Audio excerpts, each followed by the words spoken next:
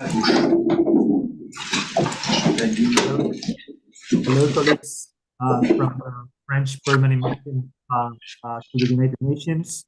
Thanks for being around. I give the floor to the co-chair of the UN Task Force, Mrs. Chantaline, to open the welcome.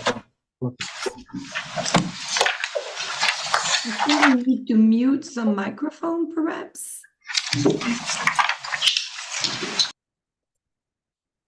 Cher ambassadeur représentant permanent de la France, Monsieur Nicolas de Rivière, et du Sénégal, Monsieur Chek Niang, dear Ambassador Deputy Permanent Representative of Spain, and Miss Ana Jiménez de Laos, and dear Deputy Permanent Representative of Chile, Mr. Claudio Garrido, fellow co-chairs of the United Nations Interagency Task Force on Social Solidarity Economy, CIMEL, honorable guests, speakers, and colleagues, it's a real pleasure and honor to share this UN Task Force SSE event with all of you today. Let me begin by thanking the Permanent Mission of France to the United Nations for hosting this event today and the premise in New York City, where you can see. Grand merci, Monsieur l'Ambassadeur et Sacha, pour nous recevoir. For those of you who are not familiar with the UN Task Force on Social Solidarity Economy, the group was established in 2013, more than 10 years now, to enhance recognition of the role of social solidarity enterprises and organization in sustainable development, to promote the knowledge of social solidarity economy, which I'll call SSE from now on, and consolidate SSE networks, many of them represented on this call, support the establishment of an enabling institutional and policy environment for SSE, and ensure coordination of international efforts and create strengthened partnership. And this one is very important for represented today. Now, it comprises more than 20 international institutions, UN entities, but also the World Bank, the OECD, and 15 civil society organizations engaged in SSE around the world who participate as observers. Recently, the World Health Organization has renewed its membership, and the United Nations Economic and Social Commission for Asia Pacific, better known as ESCAP, and the Economic Commission for Latin America and the Caribbean, known in English as ECLAC or in Spanish as CEPAL, have both formalized their membership. And we are expecting soon to have the adhesion of UN Habitat, the African Union, and the recently created Ibero-American Network on SSE, RIFES. As you all know, a bit more than a year ago, on 18 April 2022, we started a new journey for the social solidarity economy movement at the global level with the adoption of the UN General Assembly resolution on promoting the social and solidarity economy as a driver for sustainable development, an initiative that was skillfully co-sponsored by Senegal, Chile, and Spain.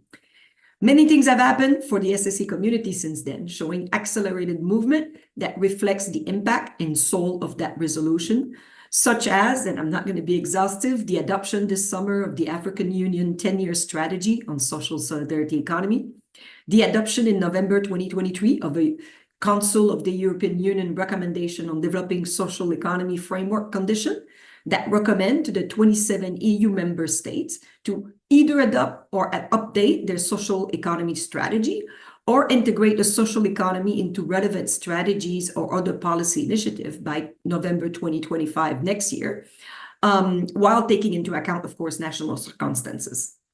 Or the presentation yesterday to the second committee of the first ever United Nations Secretary General report on advancing SSE, which is the result of the work of this task force, of the strong cooperation between the two UN system organizations that co-chair the task force, ILO and UNCTAD, and the collective input of 17 government, 8 UN entities, 6 international organizations, including members and observers of the task force, 1 development bank, and a wide range of stakeholders.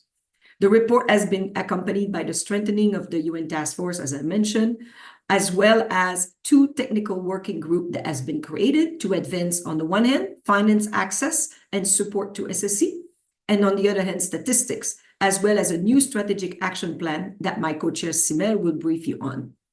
The report introduced yesterday concretely identifies the contribution of the social and solidarity economy to achievement of all sustainable development goals, as well as concrete action areas which are critical to unlocking further potential of the social solidarity economy in its 3 dimensions: social, economic, and environmental. It is of critical importance to act on areas such as access to financial and non-financial support to SSE entities, Why? Many SSE entities, such as cooperative, association, foundation, mutual, social enterprises, especially those who are micro-enterprise or SMEs, face additional obstacle in access to capital, and many of them excluded from accessing equity. As you know, cooperative, mutual, and association belong to their members, and their governance is in many cases based on the principle of one person equal one vote. Therefore, in the context of the external capital injection, it's highly complex, and quasi-equity and patient capital are highly needed to support this ecosystem. By the way, we are also collecting good practices of government that support the access to finance, to capital and SSE through this task force that we've created, as well as tax incentive. And we hope to present that by the end of the year. Therefore, we need to strengthen the finance of projects that actually have social, economic, and environmental impact. And this goes through financing those entities. And in addition, we need to recapitalize multilateral financial institutions and development banks and ensure that we work with them to remove obstacles that they face to finance smaller SSE projects, despite their capacity to produce significant improvement in local communities.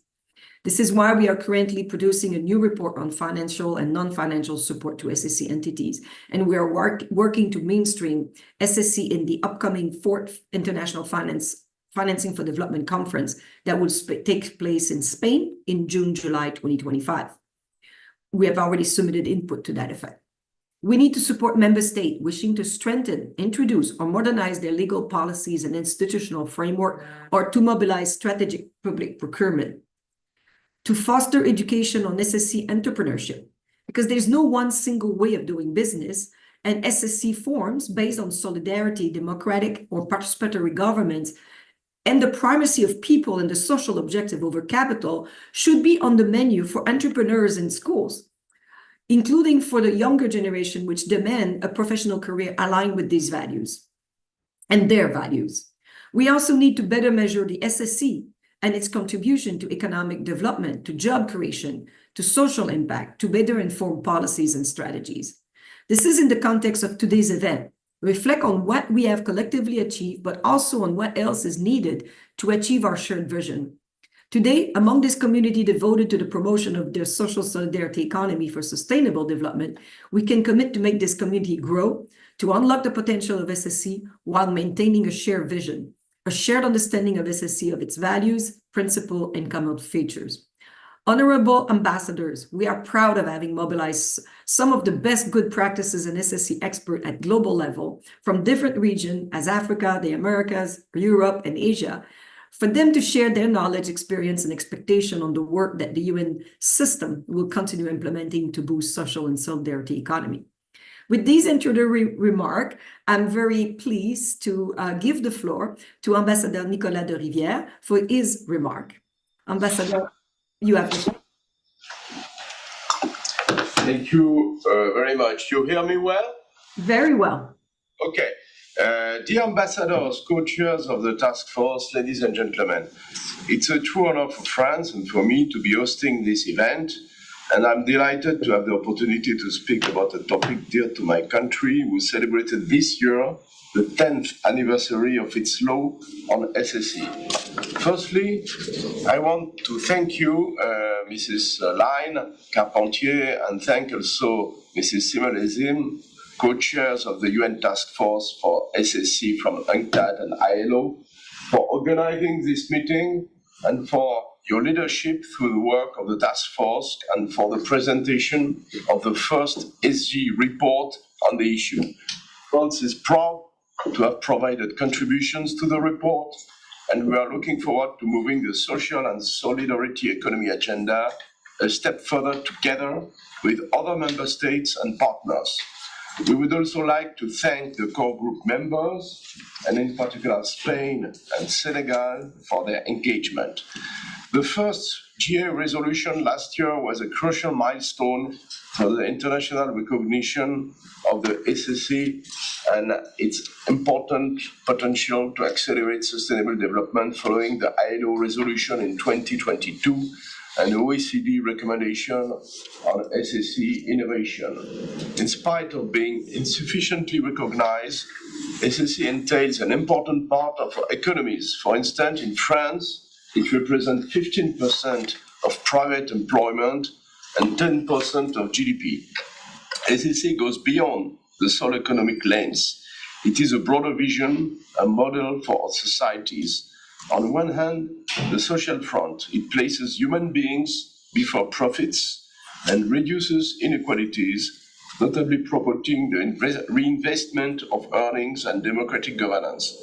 On the other hand, the environmental front, it fosters sustainable production and consumption, as well as circular economy. SSE's richness stems from its great diversity of models and structures, as well as in its flexibility and ability for innovation. All of this opens up many new avenues for making this world a better, more sustainable, and a more human place. SSE is also by nature based on a strong partnership model, working with a variety of stakeholders, civil society, private sector, academics, governments, and international organizations, as we can see today in the panel. In the recent years, we have seen important growth in SSE with more recognition, policies, and legislation at national and international levels in its favor. However, some challenges remain, which impede the full potential of SSE to accelerate our way toward the SDGs, social justice, and decent work. Under the leadership of Minister Delegate for SSE, Incentives and Profit Sharing, Marie-Agnès Poussier-Winsbach, with our Ministry of Europe and Foreign Affairs, France's commitment to support SSE and to push this agenda at the international level remains steadfast. SSE is strongly promoted within our international development and sustainable investment policies and programs. We need to provide a better environment for SSE entities in order for them to grow and unlock their full potential. This means working at both national and international level for one, enhancing laws and regulatory framework, two, harnessing private investment and financial resources by creating adapted support mechanisms such as guarantees, patient capital, tax incentives, and solidarity-based funds. And three, developing statistics on SSE, foster educational curricula, skills, and research in this field. Looking ahead, we need to keep SSE high on the agenda. France will support and engage in the negotiation of the upcoming resolution in the work of the second committee of the GA. SSE should be mainstreamed in the UN development system, as well as the next relevant milestones, including the 4th International Conference on Financing for Development, the World Social Summit, and the UN Second International Year of Cooperatives in 2025. The 7th Global SSE Forum that France will host in Bordeaux in 2025 will bring together SSE partners, including those engaging at the local level. In this regard, I commend the work of the UN Task Force on SSE, and I call on member states and partners to join all efforts to promote SSE along with the task force at bilateral and multilateral level. The more we have SSE, the closer we get to the SDGs. Therefore, let us work together to move this agenda forward. Thank you very much. Merci, Ambassador de Rivière. And indeed, we need to keep this high on the agenda. And we're very pleased that we have 100 participants online following this event. So I think the interest is there. So thank you for this. I would like now to call on, where did they go? Ambassador, Permanent Representative of Senegal, Mr. Cheikh Niang. Thank you very much, Excellencies, dear colleagues and friends. Nicolas, je voudrais d'abord vous remercier, vous et la mission française, de nous inviter à votre mission, et surtout aussi vous remercier et vous féliciter pour votre engagement à la promotion de l'économie sociale et solidaire. I'm also very happy to be here with the representative of two countries who are fully engaged in the SSE, two champions, Spain and Chile. My thanks also go to Chantal Carpentier for presenting the report and to the task force for initiating this meeting. The adoption by consensus of resolution 77/281 of April 18, 2023 on the SSE by UNGA is a major milestone and reaffirms the place of the SSE as a socio-economic model suited to achieving the SDGs. The SSE is a powerful tool for progress towards the SDGs and it reconciles economic efficiency, social impact, and respect for the environment. As the SDGs report points out, SSE plays a crucial role in combating poverty, improving health and well-being, reducing inequalities, promoting decent work and economic growth, building sustainable cities and communities, and strengthening partnerships.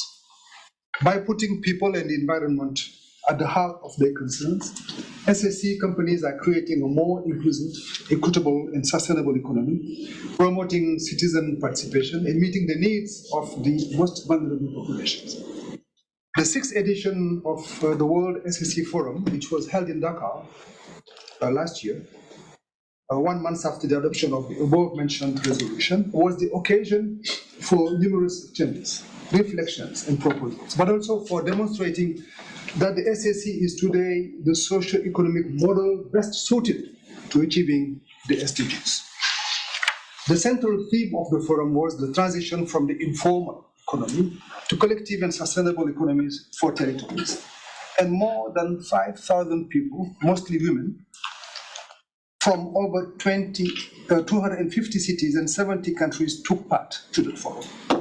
The Dakar Declaration, which emerged from the forum, was designed to help implement the UN resolution and to help build a roadmap together that will also give impetus to the development of structuring policies in territories to achieve the SDGs. In particular, it stresses the need to take into account the specific needs of young people and women and calls for easier access to markets through the sharing of services, expertise, knowledge, and resources.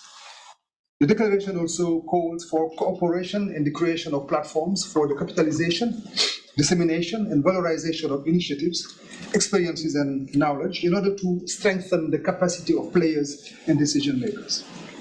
By promoting social inclusion and implementing fair remuneration practices in the sense of sharing, the SSE helps to reduce wealth disparities and encourage a fair distribution of resources.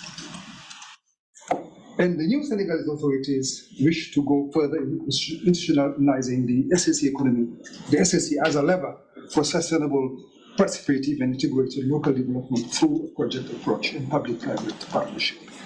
Now, commenting on the report of the SG, I think there are things which we need really to have in mind. There are, in our view, 9 levers or 9 actions which really need to be retained if we really want to achieve full realization of the SSE throughout the world. I think there are 9 things which we need to do. The first one is to create enabling legal frameworks. I think governments should establish or reform legal frameworks that recognize and protect SSE entities. The second level, I think, is the increase of financial support. We should work to ensure that SSE organizations have access to diverse financial instruments such as social impact investing, microfinance, and public-private partnerships.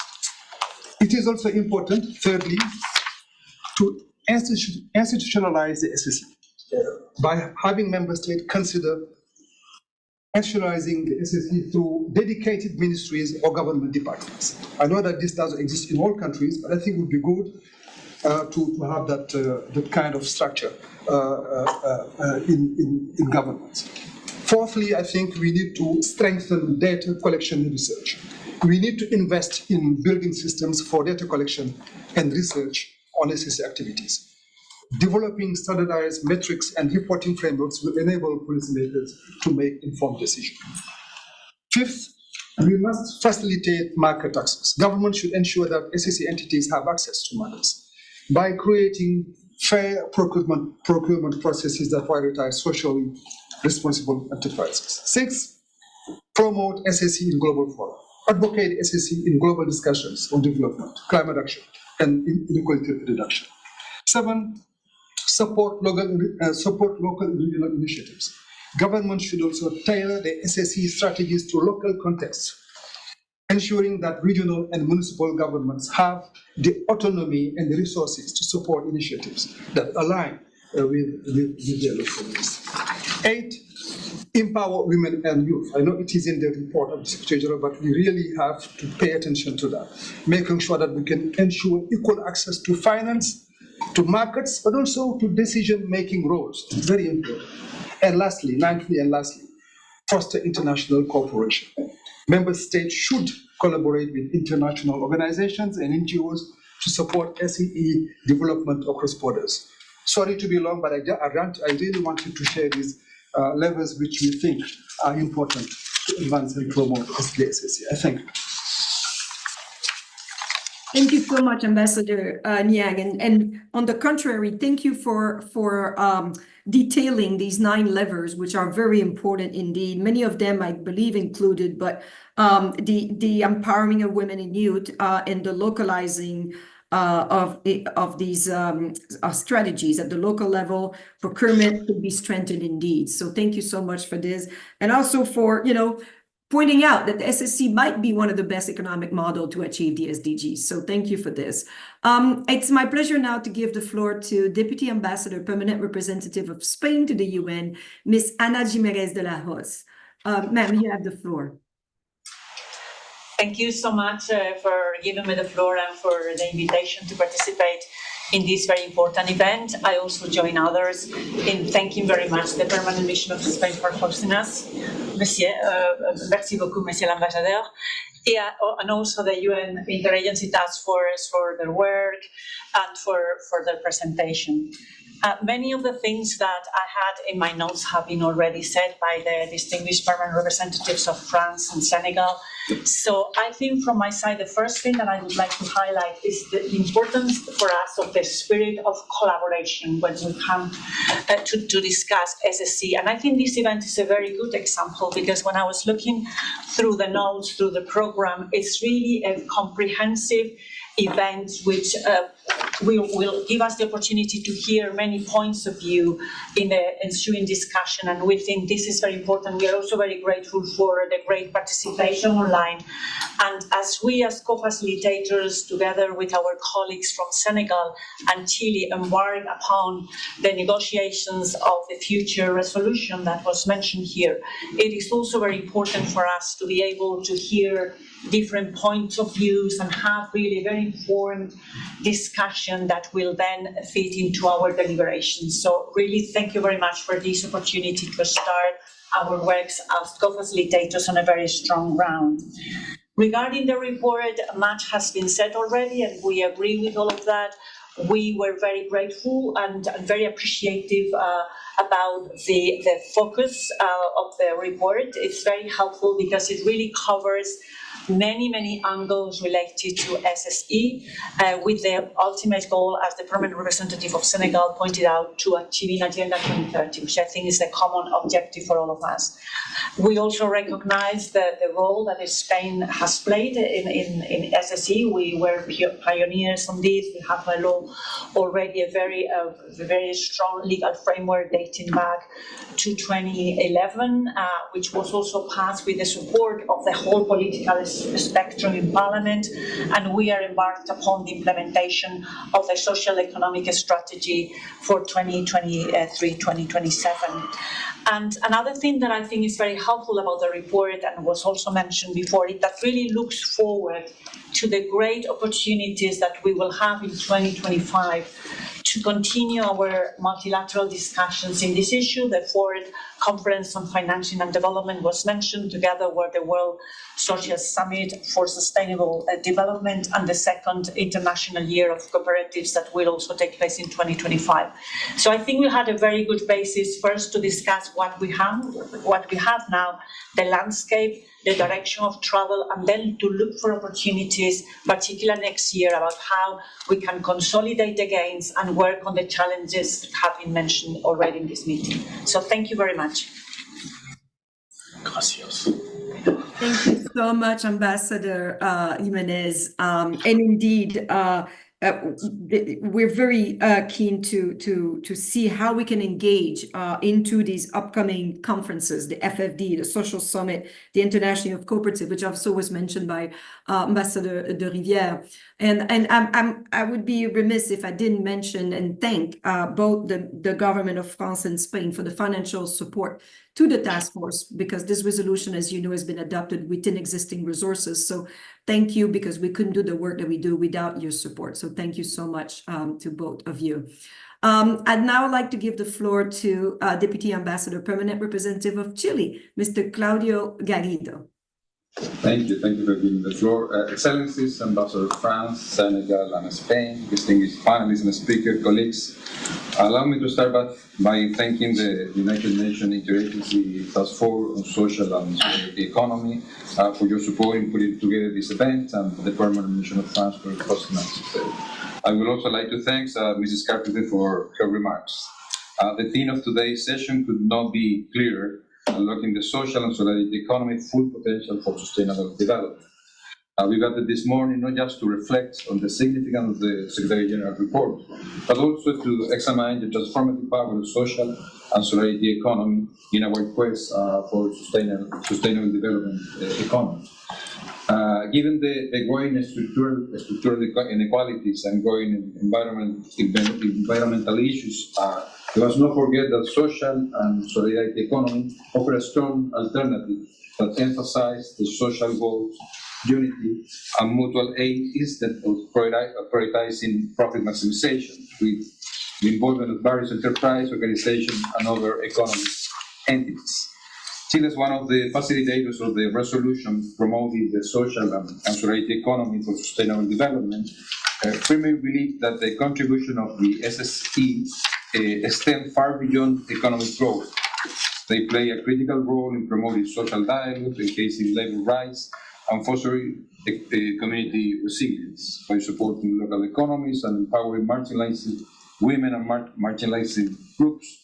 The SSEs lay the groundwork for social cohesion and cultural diversity. It is particularly vital in our world that often face division and inequality.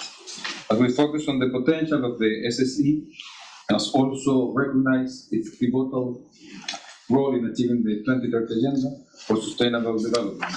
The SSE can significantly contribute to legalization of SDGs by creating decent work opportunities, enhancing access to essential social services, and promoting sustainable economic practices. In doing so, it not only addresses immediate needs, but also paves the way for future that prioritize dignity and respect for all, ensuring no one left behind. Let us also not forget that SSE embodies a unique approach to business, one that underpins transparency, accountability, and participatory governance. By fostering partnerships and networks at local, national, regional, and international levels, we can create an ecosystem where social and solidarity economy act as present. To achieve this, collective commitment will be needed to implement national, local, and regional strategies that recognize and support the SSE. The Secretary General reports and a strong signal that governments around the world are committed to promoting an economic model that prioritizes people and the planet, and that collective efforts are essential to overcome the significant challenges that remain.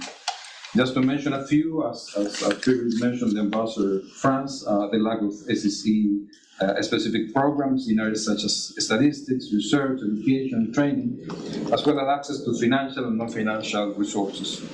Together we can unlock the potential of the social and solidarity economy. It is not only about the fostering economic growth, but it's about creating a just and equitable world for all. Thank you. Thank you very much. Thank you so much, Deputy Permanent Representative Garrido. And indeed, the goal here is to leave no one behind, and it is definitely an economy that can help us do that. And I'd be remiss again if I didn't thank the co-facilitator, Chile, Spain, and Senegal for this resolution that you will be supporting again this year. And also mentioning in your intervention, the governance and the just transition role that SSE can help. These are all objectives that are very complex and that SSE can achieve, but somehow when it comes to UN resolution and high-level outcome document, oftentimes this is not recognized in those documents. I would like now to introduce our last speaker, but certainly not the least. You've been mentioning my co-chair, Simel Sim, and I would love to give her the floor to close this opening session. Simel, please come in. Thank you very much, Chantaline. Excellencies, ladies, gentlemen, esteemed colleagues, and distinguished guests. It's my honor to address you today as co-chair of the task force. And since we established the task force over a decade ago, we have indeed achieved meaningful progress in promoting the SSE, supporting the UNGA resolution of last year, preparing the UNSG report. And this first report was in fact one of the action points on the UNGA resolution of last year. It highlights how SSE contributes to the Sustainable Development Agenda and the global recovery efforts. It demonstrates how SSE entities create jobs, provide critical services that support livelihoods, including in rural and informal economies. It demonstrates how SSE entities help advance food security and sovereignty among indigenous peoples, improve access to affordable care services, and lead green initiatives in renewable energy and waste management. And I think it's important to note with their bottom-up innovations, SSE entities serve as valuable partners to both local and national governments. The report does show steady progress in mainstreaming the SSE into policy processes, programs, education, research, financial and non-financial support systems, and statistic frameworks. While all this is a testament to the progress made, it's also a call for action to governments, UN agencies, and financial institutions to support the scaling up of SSE promotion. And despite progress, key challenges persist. Honorable ambassadors before me have mentioned the need for greater policy coherence, enhanced financing, capacity, visibility.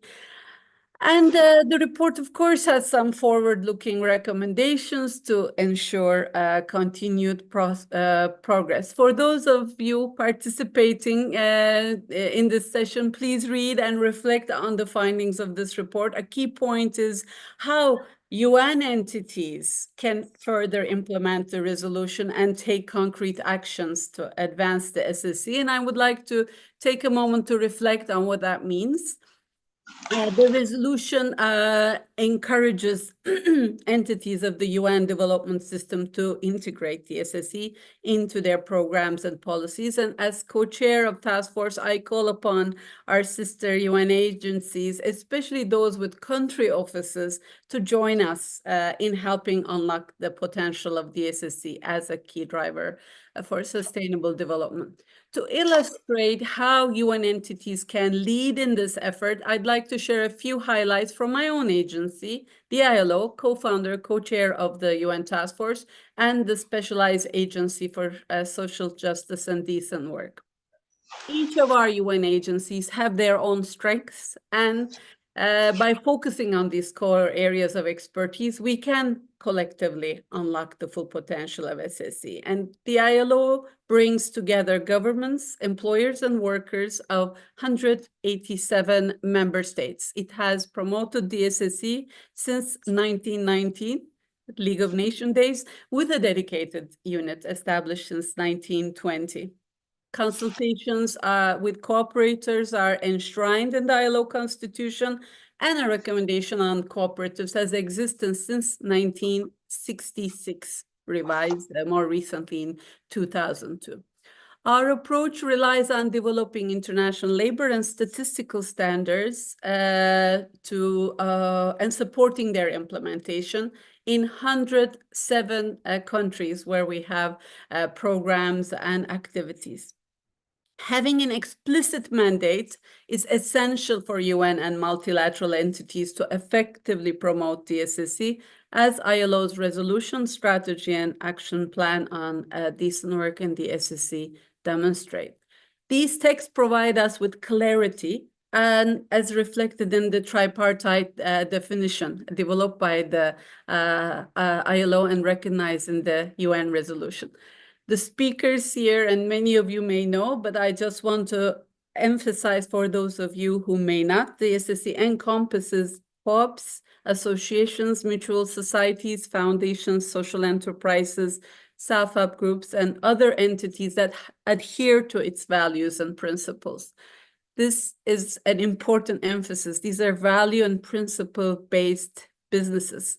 The values intrinsic to their functioning include care for people and planet, equality and fairness, interdependence, self-governance, transparency and accountability, and the attainment of decent work and livelihoods. They put into practice the principles of voluntary cooperation and mutual aid, democratic and participatory governance, autonomy and independence, and the principle of people and social purpose over capital. Contributing actively to the UN task force is a valuable step for UN entities and international organizations seeking to deepen their work on the SSE. And the ILO is supporting its partners to strengthen their mandate on the SSE, with the African Union's adoption of a 10-year strategy being a key highlight for us. Raising the awareness of general public, including UN staff, is critical for building broader buy-in and ensuring a coherent approach. This year, with Luxembourg government support, financing, the ILO and the task force have developed 4 online self-learning modules in 12 languages to introduce the SSE and its contributions. While raising awareness is crucial, deeper knowledge and engagement is an essential next step. Ongoing research and policy dialogue across national contexts with the participation of SSE networks is critical for UN and multilateral organization. In Asia, ILO participatory policy research in 5 countries included ASEC as a partner. The AU and ILO are holding national policy dialogues around SSE research, also conducted in 6 countries. Definitions need translation to become practical tools. We are operationalizing the international definition of the SSE both in legal and statistical realms. ILO promotion of cooperatives recommendation has informed 120 member states to reform their laws and policies. In all our efforts, we partner closely with co-op and SSE movements. Currently, we're developing guidance on a decent work approach to SSE legislation. It's based on a legal analysis of 25 countries' laws. Harmonized, comparable, and quality statistics of the SSE and its entities is a key area for showing proof of the progress. And we have developed guidelines on statistics of cooperatives and conducted pilot studies in several countries. These will be available in a compendium and an updated guide for measurement. Last year, also, the International Conference of Labor Statisticians approved a roadmap for SSE statistics with financing from the Korean government and drawing on a recent evaluation. We are setting up a technical working group on statistics with the task force and another one with the Committee on the Promotion and Advancement of Cooperatives. Ultimately, however, it's on-the-ground impact that matters. Recognizing to activate the SSE's roles in specific sectors and contexts is what is needed. We have developed as ILO a range of training tools for cooperatives, financial organizations, mutuals, social enterprises with our partners for use by member states. For instance, tools like Think, Start, and Manage Co-op have been tailored to crisis contexts, to care and aquaculture sectors. Oftentimes, these trainings need to be complemented with research and pilot initiatives and financing. Thanks to Italian and Spanish government financing, we are doing this, for instance, for care services and market access. The ability of UN entities to deliver results lies on support from development partners through development cooperation projects, secondments, junior professional officers. These are critical in driving the impact that we are able to report to you today. And I want to highlight two partnerships with the Dutch government financing. The Prospects Partnership in forced displacement context uses SSE entities to improve livelihoods both for refugees and host communities in Africa and Arab states. The Excel project strengthens the role of co-ops and producer organizations in agriculture in accelerating elimination of child labor and enhancing occupational safety and health. With respect to staffing, we have a long-standing secondment arrangement with the Korean Ministry of Finance, and we have a JPO job description announced. These cost-effective and scalable examples are part of a comprehensive approach combining legal frameworks, policy dialogue, and bottom-up innovations. I hope these examples can provide some useful insights in how our other sister UN entities can lead in promoting the SSE. In conclusion, as the task force, we remain committed to advancing this work across the multilateral system and invite all relevant UN entities and international organizations to reflect on how we can further implement the resolution and scale up the SSE globally. We invite governments and development partners to join us in expanding these efforts and invest in SSE promotion. And partnering with us, member states can help scale up efforts successfully. And with your support, we can unlock significant opportunities to promote the SSE, impacting hundreds of thousands of lives and livelihoods. 2025, as International Year of Cooperatives, will bring further attention to how co-op solutions can be applied to different sectors and contexts, and this will benefit the wider SSE more generally. Together, we can build resilient, inclusive economies that prioritize people and planet. Let's work hand in hand to ensure that the SSE becomes a cornerstone of sustainable development where no one is left behind. Thank you, and over to you, Chantaline and Victor. Thank you so much, Simel. I'm not going to try to repeat all the great presentation and all the great work that ILO does and the example that our sister agencies and entities can take. But I think I just want to highlight the fact that you mentioned on the role of specific sectors. And I think we haven't mentioned, one thing we haven't mentioned is the fact that pretty much every sector, the SSE entities are pretty much active in every sector: the care, the insurance, the health, the finance, the agriculture, the fisheries. And oftentimes we work on these issues, and our sister organizations are working in these areas, but without recognizing sometimes that they are working with SSE entities. And that's one of the challenges that we have to address. With this, dearest Ambassador de Rivière and Niang, Deputy Ambassador Permanent Representative Jimenez de la Hoz, and Deputy Ambassador Permanent Representative of Garrido, and of course, my dear co-chair Simel, I'd like to close this session. Since, I think we were given until 11, so I don't know Victor, because Victor will be chairing the next session. If we have any question in the chat, I haven't seen any, but perhaps what we can do is you move on and we keep a bit more time for more questions towards the end. So I'm delighted to give you the floor, Victor, for this next session. Well, thank you very much, Chantaline. Thanks again to ambassadors and to Simel. So to both of you as co-chairs of the UN Task Force for your excellent presentations.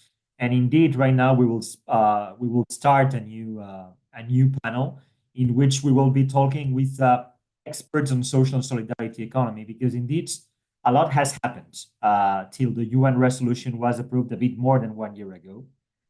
We have seen a lot of developments, and also the sector itself, SSE stakeholders itself, are committing to implement the UN resolution agenda, and also are going to be pointing out elements that they would like to see the UN system doing to further support the development of the social economy. So I think that we have a very rich roundtable ahead of us. I will try to explain that we have different types of speakers. So we have speakers coming from the public sector, the European Union, notably to explain the Council recommendation on social and solidarity economy that was adopted in November last year. Unfortunately, the African Union is not with us yet, but maybe they will join during the course of the meeting. We also have the World Bank with us, so Ali Rahim from the World Bank to speak about citizen engagement, social sustainability, and inclusion global practice at the World Bank. And then we have many social economy, both policymakers, but also stakeholders that will be, as I was saying, explaining good practices, explaining what are their needs, what are they doing in terms of innovation to support SSE as a driver of the SDGs. So with that, I would like to start by giving the floor to Margit Perko. She's policy officer at the European Commission. She works on legal policy and institutional frameworks for the SSE, and she will be speaking about the Council recommendation on developing framework conditions, social economy framework conditions. So Margit, the floor is yours. Indeed. Thank you, Victor, and thanks a lot for the invitation. We in the European Commission, of course, appreciate the work that is happening at the UN level very much. There's been a great momentum, and it's very good to see all the progress that you are achieving at the UN level. I'd like to give you a very quick overview of what's happening at the EU level with a focus on the Council recommendation, as Victor mentioned. And for that, I am going to share my screen. And I have to go to the presentation mode. So I hope you should see my screen now with the slides. It works, yeah.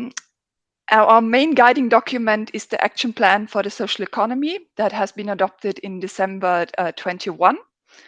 And it is a bit of the broader framework for us. It has the 3 action areas. On the one hand, the framework conditions that we want to improve. Then there is the dimension of recognition and awareness raising. And of course, also the whole dimension on opening up opportunities in terms of funding, business support. And all that is done in collaboration with stakeholders. And you see on the left-hand side also a bit the timeline, or rather at the bottom. So we had the adoption in 21. Then we had the Council recommendation that was adopted in November 23, with a timeline of 2 years, 24 months for the adoption or updating of strategies. Then there will be a reporting period after 4 years. That means 27. And 5 years later, again, another reporting that would be in 32. Next year, we will have the stock taking for the action plan. That takes a bit of a midterm review where we stand, what we already did, and what is still to be implemented. Because as I said, we have the overall time horizon of 2030 for our action plan. Here you see a bit like specific actions that we highlight. We have created this EU Social Economy Gateway. I will copy some links in the chat afterwards. We have the InvestEU program that is mobilizing private investments. We have workshops that support public officials on several topics. Of course, there's the digital and green transition that is also important for the social economy. The skills topic, the regional dimension, the international dimension, the socially responsible procurement. So as you know, it's a very broad topic with very many things to consider. So the key initiatives that we want to highlight is a bit, some things that I've already mentioned. The Youth Entrepreneurship Policy Academy is another one that tries to support youth entrepreneurship in general, and it also includes a strand on the social entrepreneurship, and that's a joint project that we do with the OECD. And there's also the transition pathway. I think there will be a new website launched also to support the collection of pledges. That is also very relevant for the SDGs, especially on the green dimension. And there's also an ongoing initiative on cross-border activities of associations to make it easier for them inside Europe. And now I'm coming to the main part, this council recommendation. And I would like to just give you this brief overview on which topics are covered. So basically, the member states are all invited to update or devise their strategies for the social economy. Or it could also be sectoral strategies where they take into account the social economy to some extent. And it's basically about developing enabling framework conditions, reviewing national policies and legal frameworks. Some member states already have legal frameworks for the social economy, others not yet. And they can look into whether or not they would like to establish such a framework, or if they rather want to do it in other sectorial forms. And because you don't necessarily need new legal forms to support the social economy, our approach is to support whatever works at the national level that comes with different traditions. So we are not dogmatic that there is like one way it needs to be done, but it's really the full diversity that we want to acknowledge and to support also with these framework conditions that we try to approve. It's always important to acknowledge the key principles and features of the social economy. It's better established in some member states than in others. So it's still a lot of awareness raising that needs to happen. And we think it's useful if it comes from EU level, the international level, and also from local stakeholders that want to highlight the potential of the social economy. And of course, there are a number of topics that are highlighted in this council recommendation. One is the access to public and private funding. That is a key topic. The access to markets with procurement that is gaining an importance in the political agenda as we speak now. There's the topic of state aid with some adjustments that are in the pipeline. There's the topic of taxation, where we will look into what can be done to support social economy. Social impact measurement is another topic, and of course, visibility and recognition. So that's a bit the broad menu that we have for the council recommendation. The member states adopted that. So by default, it's a self-commitment to do something on that. And we are now in touch with them to support them and provide support on various levels. And as the last slide, I just want to remind you about the EU Social Economy Gateway, where we basically share information about the social economy in Europe. You will find all sorts of links to resources, to the EU initiatives, but also many other topics in focus, such as state aid or information about how to build a social economy strategy. I think I will also copy that link in the chat, because that might be interesting for you if you are working on a strategy right in that moment. And there is another tool that might also be interesting, that is the Better Entrepreneurship Policy tool, where we have a self-assessment both on inclusive entrepreneurship, but also on social entrepreneurship that can also be used in a wider way for the social economy.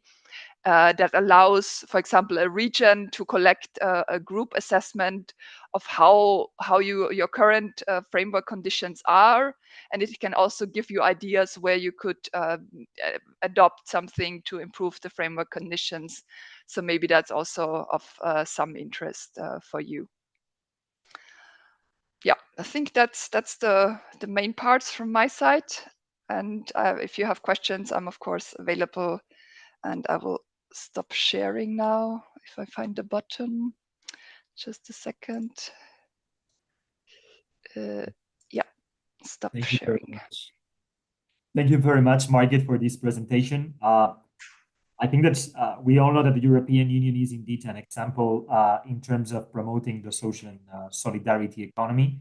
I think that it's extremely relevant, the fact that member states, 27 member states of the European Union, committed themselves to have a new strategy on social and solidarity economy, or to incorporate SE to existing strategies, or to update their strategies by November next year, so by November 2025. That's quite impressive.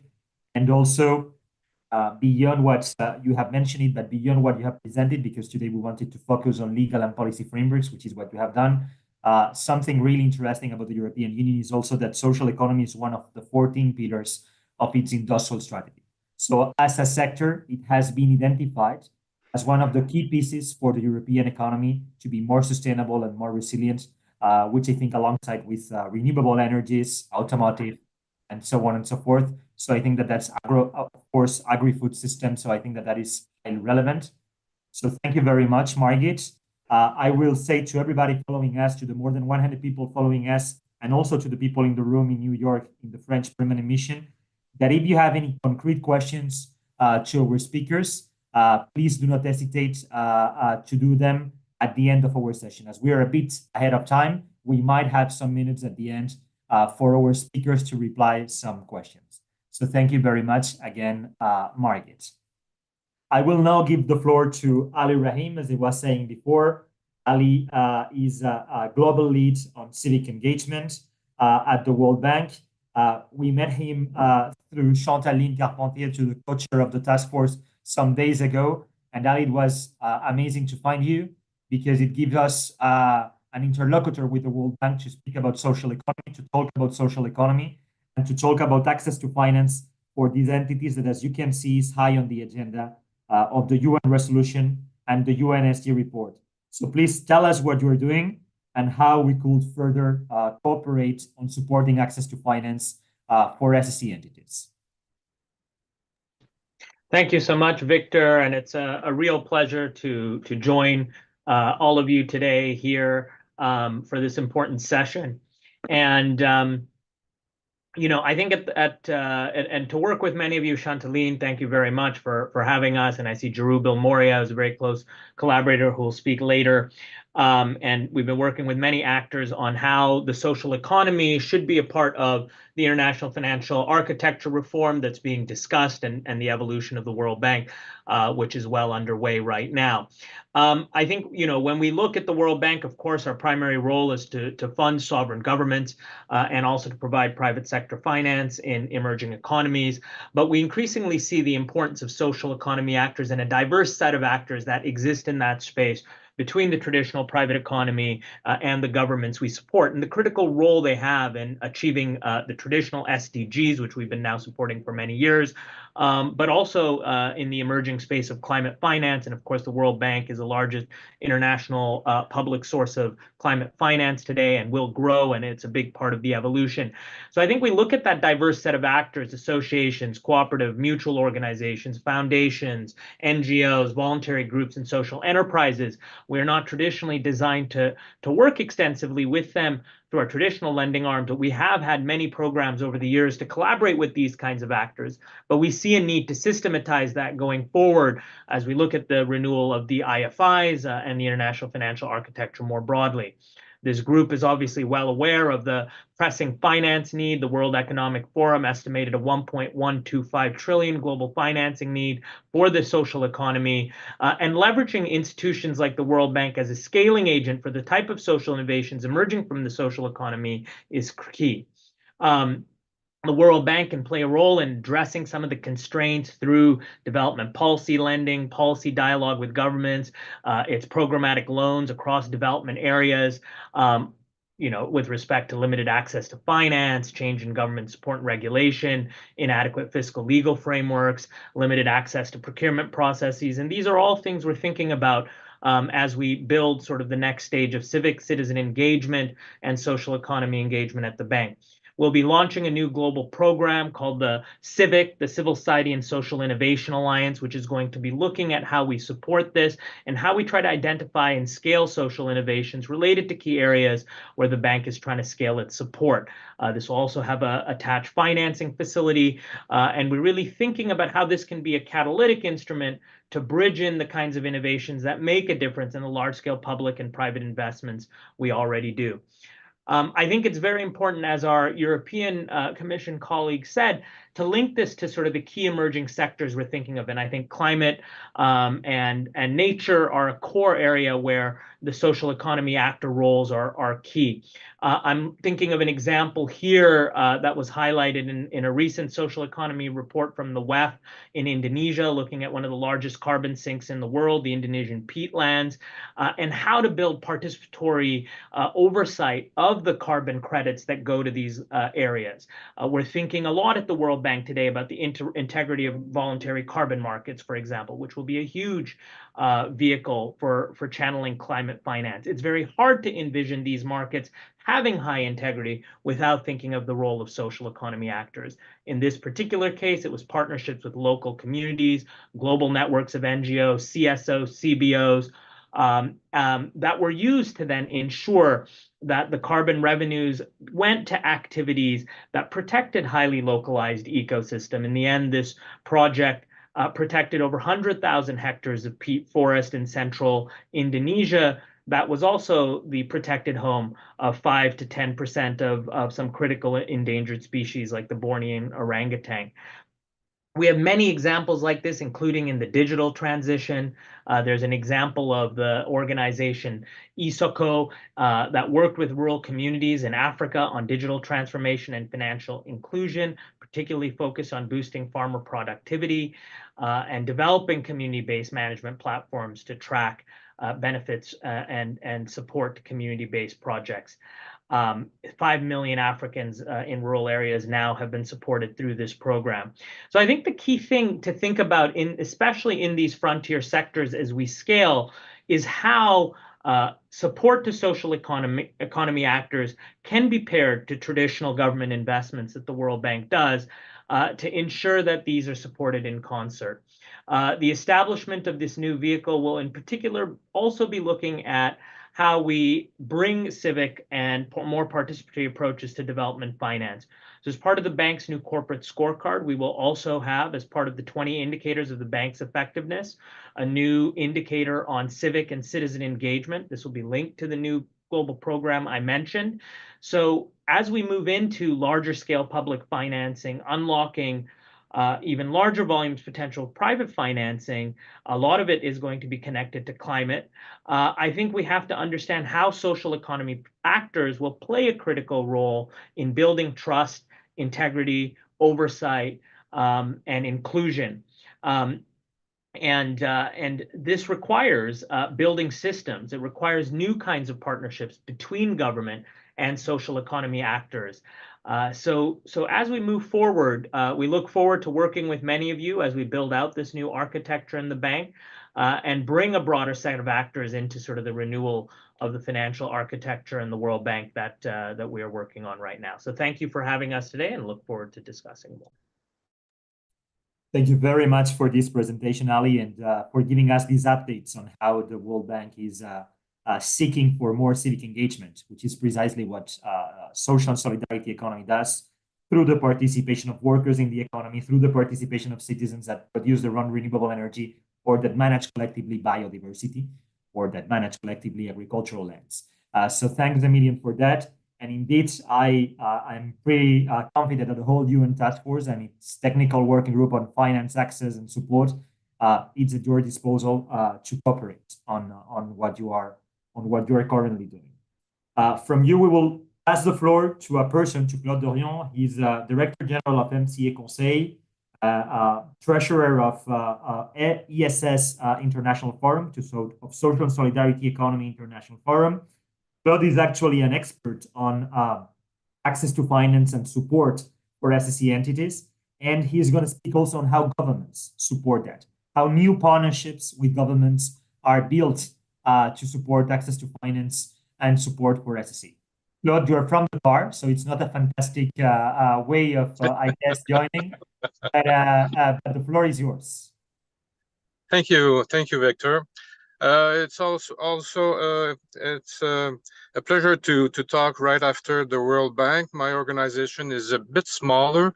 I represent a social economy consultancy, a non-profit organization that has been involved for 30 years in supporting social economy enterprises, mostly in Canada, mostly in the province of Quebec, but also in different countries in Africa, as well as Latin America and Europe. I will present a short description of the importance of the technical and financial support network that we built in the province of Quebec, supporting a social economy that is now larger than 11,500 different enterprises, representing some 7% of total employment in an economy of 8 million people. The social economy in Quebec, as in most countries, have a very large contribution in local development, job creation, ensuring and contributing to accessing services for different communities.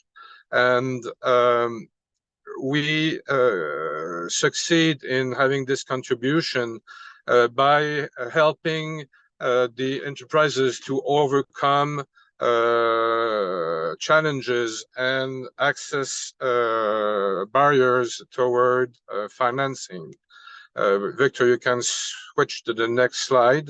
Thank you for the support. From my car, it would have been difficult.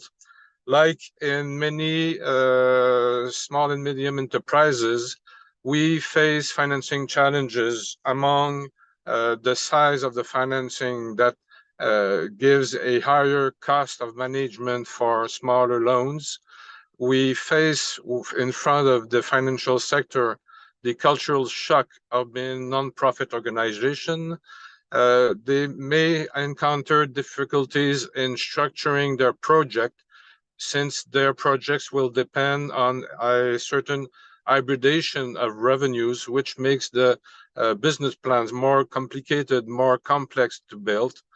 They have traditionally low access to equity, coming mainly from their members with some limited investment possibilities. And they often have little assets to offer as leverage to the financial sector. Usually we encounter managers of social economy enterprises that have a very deep understanding of their sector of activity, the social challenges that they're trying to overcome, but often they will lack some management expertise, and we have to complement this expertise with external support. And of course, there's also a question of the high cost of managing small loans. We tried in Quebec to build solutions both on the demand side and on the supply side of the financing market. On the demand side, there is a large structure of organization offering training on values and governance of collective enterprises, having a democratic governance structure. We offered specialized technical support on business plans adapted for the social and solidarity economy realities. We offer professional support for management, impact demonstration in order to support capturing a part of public revenues when there is a demonstration of this impact on the communities. And we built a pool of SSE's management specialists dedicated to support the SSE's enterprises. On the supply side solutions, we built a network of some 10 financial institutions that share a common knowledge and understanding of the market and that work together, offering a complementarity of financial products from traditional loans to loan guarantees to quasi-equity or different loans that will have a return depending on the level of revenues of the enterprises. So there is a flexibility on the type of product that are offered to the enterprises to complete their financial needs. And there is a structure that allows the enterprise to scale up with institutions that will accompany them with smaller loans, and higher size institutions that will offer products when they get to a larger level of operation. This network of financial institutions present a powerhouse for the social economy in Quebec. We have 4 large actors sharing $1.4 billion of investment and loans to some 5,000 SSEs enterprises, and there is a combination between fully private institutions, like, for example, the Caisse d'économie solidaire, who is recycling private saving into loan capacity. And there is a totally public enterprise, which is called Investissement Québec, which is the government investment arm for private and social economy enterprises, which has a dedicated department especially aimed at social economy enterprises. And we have social economy institutions that have mixed funding, partly from government and partly from savings from the people, allowing to build this complementary supply of financing structure with different products and different size of operations. All this financial support and technical support structure depends on a variable degree on some sort of financial support from the government. The government in Quebec invests in laws and regulation, in tax benefits for workers, investment in social economy enterprises, in networks and federation, in order to supply the technical support for the social and solidarity economy enterprises, and to offer this complementary financial project networks. And for the government, the analysis is that this is not expenses toward social economy, but an investment into the capacity of social economy to develop economic development and social services that will bring some fiscal return to the government. So there's a clear demonstration that this is, in fact, an investment that is a winnable strategy from the government, coming from a strong social and political recognition of social economy, coming from a major group of dedicated financial institutions or departments behaving as a formal network, sharing knowledge and getting involved together in different projects, a culture of joint cooperative strategy and action, a mixture of complementary financial and technical support combined with strong autonomy from the organizations, the importance of a sectorial and territorial network bringing expertise in different challenges supporting the enterprises. And all of this is possible because there is this central role of the state in building and financing this ecosystem, bringing local development, job creation, and social cohesion through the activities of social economy enterprises. The public strategy in Quebec is one of leveraging public funds to attract private and social economy and civil society funding and people saving in order to bring a financial capacity to the enterprises with a cost of the loans that will be reduced by a partial involvement from the government.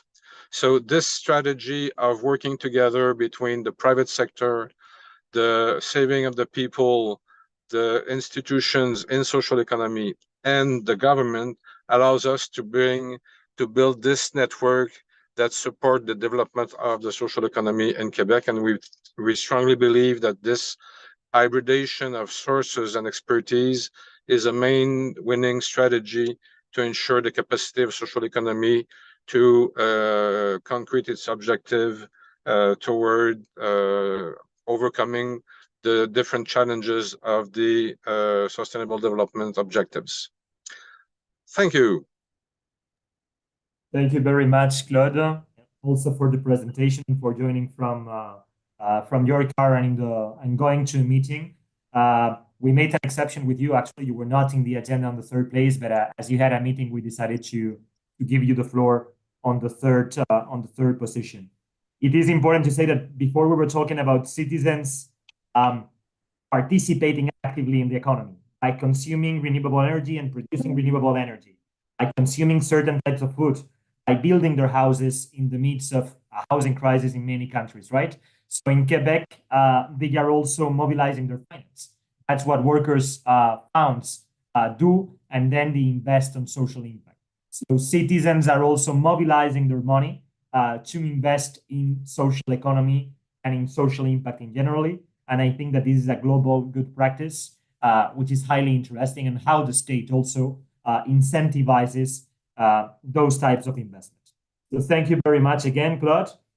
And from you, I will come back to the original agenda and travel to Asia. So from Quebec to Korea, to give the floor to our colleague Jung-Sik Kim, who is Executive Director of SSE Gov, the Association of Korean Local Governments for SSE. And that organization is also GSEP, so the Global Social Economy Forum, co-chair organization for Asia. Jung-Sik, the floor is yours. Thank you, Victor, for the introduction, and I'm very much privileged to have an opportunity to intervene at today's discussion. Before I begin, I'd like to give my sincere thanks to all the great work done by the UN Task Force and member states who led the initiative to get the UN resolution passed. I'm going to briefly talk about how the resolution helped local governments in Korea and why local governments are important in promoting the SSE to achieve the SDG goals in the Korean context. As we all agree, the UN resolution on the social and solidarity economy has emerged as a pivotal milestone for sustainable development, not just on the international stage, but also at the national and local level. This is particularly true in the Republic of Korea. South Korea has experienced rapid growth in its social economy sector over the past 15 years. The Secretary General's report identifies a number of factors that contribute to the growth of the SSE sector, which is also the case for the noteworthy expansion of the Korean social economy over the past decade.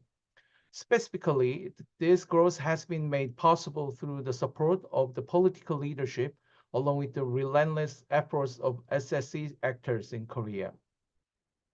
While some well-known policy programs have ceased due to the change in political leadership, the Korean SSE sector still holds the front line in sustainable development with diverse, creative approaches in Korea. And the UN resolution serves as a crucial breakwater, preventing adverse changes in policies and institutional structures. Local governments play an important role in the development of Korea's SSE. The activities of SSE organizations are predominantly local-based. Therefore, it is imperative to create local socio-economic conditions that are conducive to SSE organizations promoting the SSE. This necessitates the design of local government policies that align with the principles of the SSE and enable various support mechanisms in cities. Local governments, as a significant economic actors, also engage in actual purchasing. The importance of socially responsible procurement cannot be overstated. If procurement is more open to the participation of SSE organizations, it will significantly boost the growth of the SSE in the city and in the nation. A prime example is Impyeonggu, a city located in the Seoul metropolitan area, whose mayor is the president of SSE GOV. Like many local governments in Korea, Impyeonggu sets an annual purchase target from social economy enterprises. With the active development of purchasing sources, they were able to double the purchase amount in 2023 and 2024. In addition, local governments can collaborate with SSE organizations to provide innovative public services to those in need, thereby achieving the individual goals of the SDGs. For example, social enterprises or cooperatives whose core business is recycling can contribute to reducing waste in cities. One social enterprise in Korea has started a service that collects coffee waste that was previously simply thrown out from cafes or coffee shops. Then this social enterprise turns the coffee waste into bioplastics or biochar. SSE organizations also provide educational opportunities to children who may not otherwise have access to educational support due to their family's economic circumstances. In fact, in about 30 cities in Korea, a social enterprise has worked with local governments to provide educational support services to underprivileged children. In order for city governments to achieve SDG goals through the social and solidarity economy, it is crucial for policymakers and political leaders to better understand the SSE and actively adopt it as a policy tool. Therefore, I'd like to propose that capacity building programs be run for political leaders, especially elected officials such as mayors, at the UN level or through agencies belonging to UNTF SSE. They may be able to hold in-person workshops in one city such as New York or Geneva. Online education courses can be developed and operated if in-person workshops are not feasible. Given the language barrier to some potential participants, it may also be possible to operate the workshops in cooperation with relevant organizations such as local governments or councils. Such education programs will impress upon political leaders of each country and city the importance of the SSE in achieving the SDGs, as well as the efficacy of the social economy as a policy vehicle. Another suggestion of mine is to share knowledge regarding the best practices more frequently. For an easier time in having policymakers adopt the SSE as a policy agenda, we urge the UN to put more effort and resources into collecting and disseminating best practices around the world, especially cases of good city government policy directly related to achieving the SDGs through the SSE at the local level. As a political joke in Korea says, copying is the best way to make good policies. So many Korean policy programs, national and local, have been developed by benchmarking the best practices of the advanced SSE cities of Paris, Quebec, Bologna, Manchester, Mondragon, Bilbao, and others. So I believe that sharing the best practices of SSE policies will be of significant help to many policymakers and stakeholders. Since sectoral partnerships are critical to the SSE, it would be a good idea to compile and publish a report on the policies of city governments that have solved social problems through these partnerships. Another great idea would be to hold a contest for best practices and award them through UN Task Force SSE. It would also be very helpful for the UN or its agencies to hold online or in-person seminars in cooperation with national or local governments, focusing on introducing their local best practices. Experience over the past few years in Korea has shown that the SSE is an effective and prominent route to achieving the SDG goals in the region, despite the challenges presented by changes in political landscape. It has also shown that international efforts to promote the SSE, such as through the UN resolution, serve as great support for maintaining and renovating SSE policies and legal frameworks for local governments. So we hope this endeavor will continue and the international networks of local governments and those of SSE organizations such as GSTEP will contribute more to this collective effort. Thank you very much for this opportunity to speak to you. Thanks. Thank you very much, Jung-Sik Kim, for this presentation, also for keeping the flame, for supporting local governments in your country, in Korea, to implement new public policies on social economy. And thanks also for recognizing the value of UN developments. The fact that helps local governments to go for further to modernize their strategies on social economy and their support for society. So thank you for that. It makes it demonstrates that the work of the United Nations system is highly useful also on the ground and connected to the ground. From Korea, we travel. One of the examples that you put it before to Mondragon in the north of Spain, in the Basque Country. And we have with us Íñigo Albizuri. He's president of SICOPA and global public affairs leader at Mondragon Corporation. He's going to present us this massive cooperative. It's often presented as the largest worker-owned cooperative in the world, group of worker-owned cooperatives in the world. So please, Íñigo, go ahead, present us what you are doing today and what do you all like to do to commit to this UN agenda and to support this UN, and also what you are expecting from this UN Secretary General report and a possible upcoming UN resolution on SSE. Íñigo, the floor is yours. Okay, first of all, thank you very much to all of you for the invitation. So, Excellencies, speakers, colleagues, friends. Well, Mondragon, as Victor said, is known because the size for being the biggest industrial COP in the world. But more than that, I would say that it's interesting because we develop all our businesses under the worker COP system model, okay? Because sometimes when we approach the social and solidarity economy, we say, well, we have some constraints in our minds, no? Regarding the kind of business that we can approach, okay? Mondragon is one example that we can do everything from the social and solidarity economy, okay? So this is not only about the small business. This could be about big industry, machinery, retailing, banking, education, wherever you can imagine. And the fact we did it because we didn't know that was impossible, okay? So that's very important because we have to talk about mental constraints, okay? And we still have to fight against those mental constraints. And this is about education.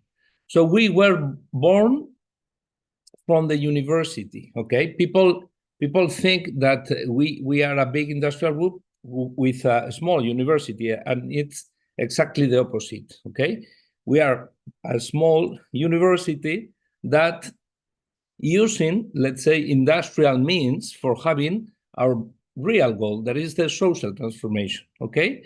So we are talking about more than 70,000 workers around the world and 11 billion sales, okay? So we have 4 different parts. The first and most important part is education, is knowledge. And we are not only talking about university because we have primary schools, secondary schools, vocational training schools, and research and development centers, okay? If we take all of those into account, we are talking about more than 25,000 students, okay? So then we have our own bank, okay? That's important. Cooperative bank, but we have our money.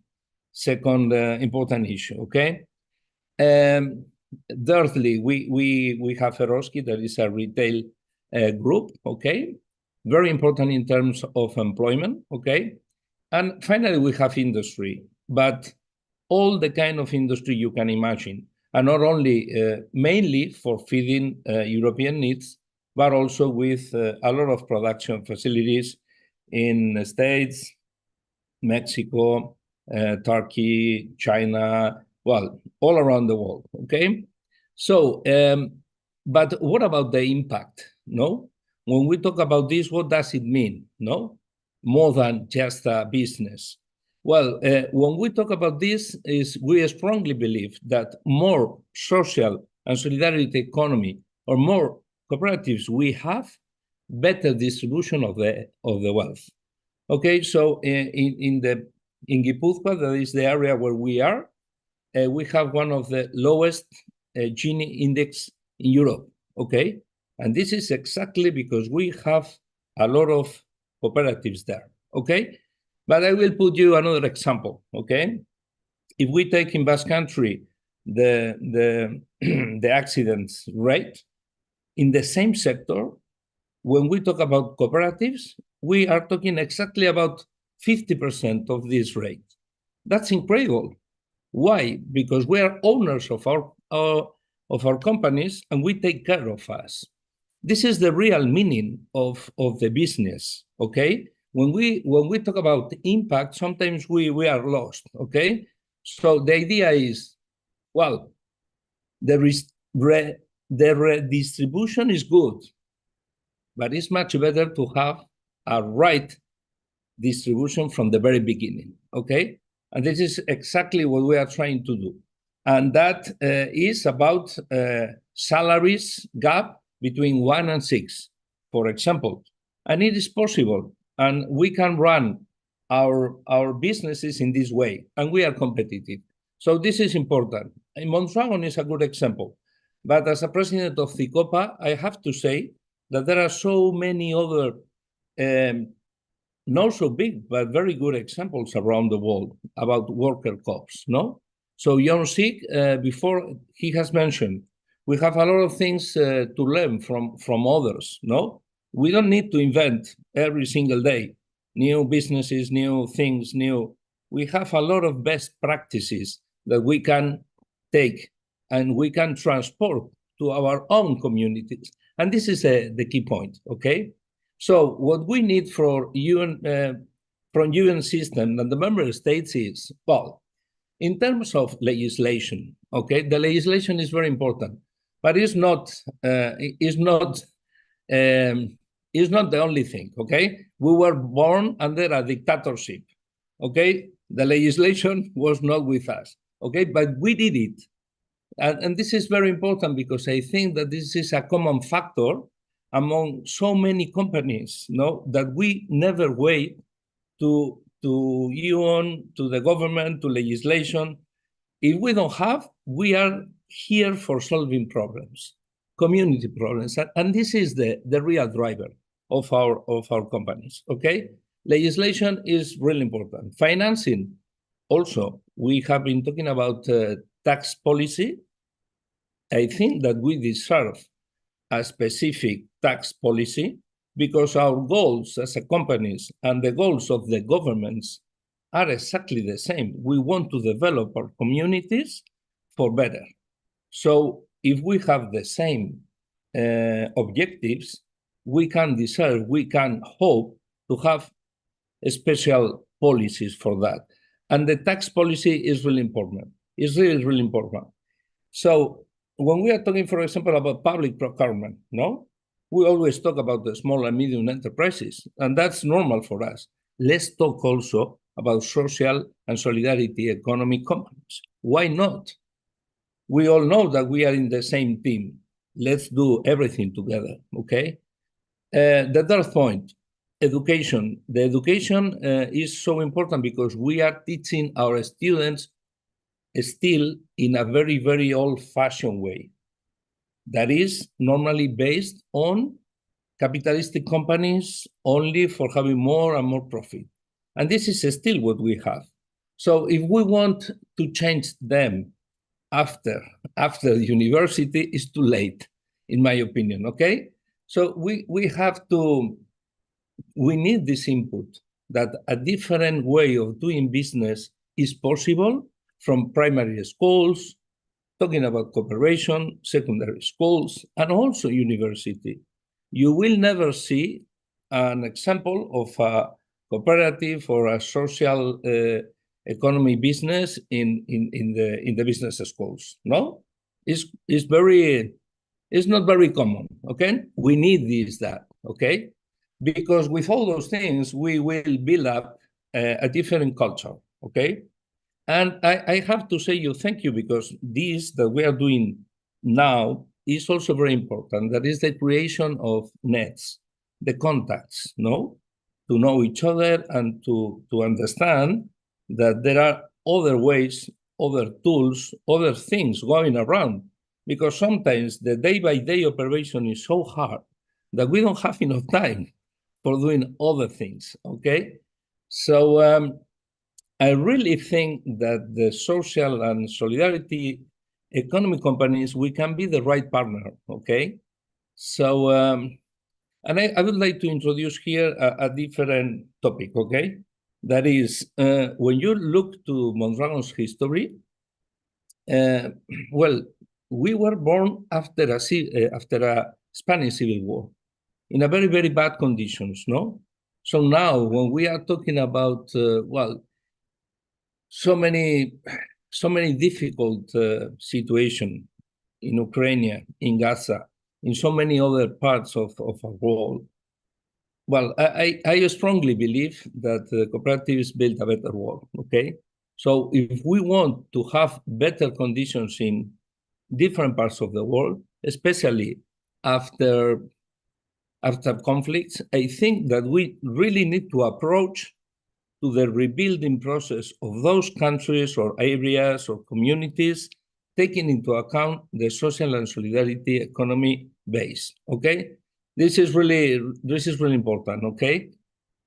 And during the last year, no, after the UN declaration, I have to say that we have been doing our homework with the Spanish government.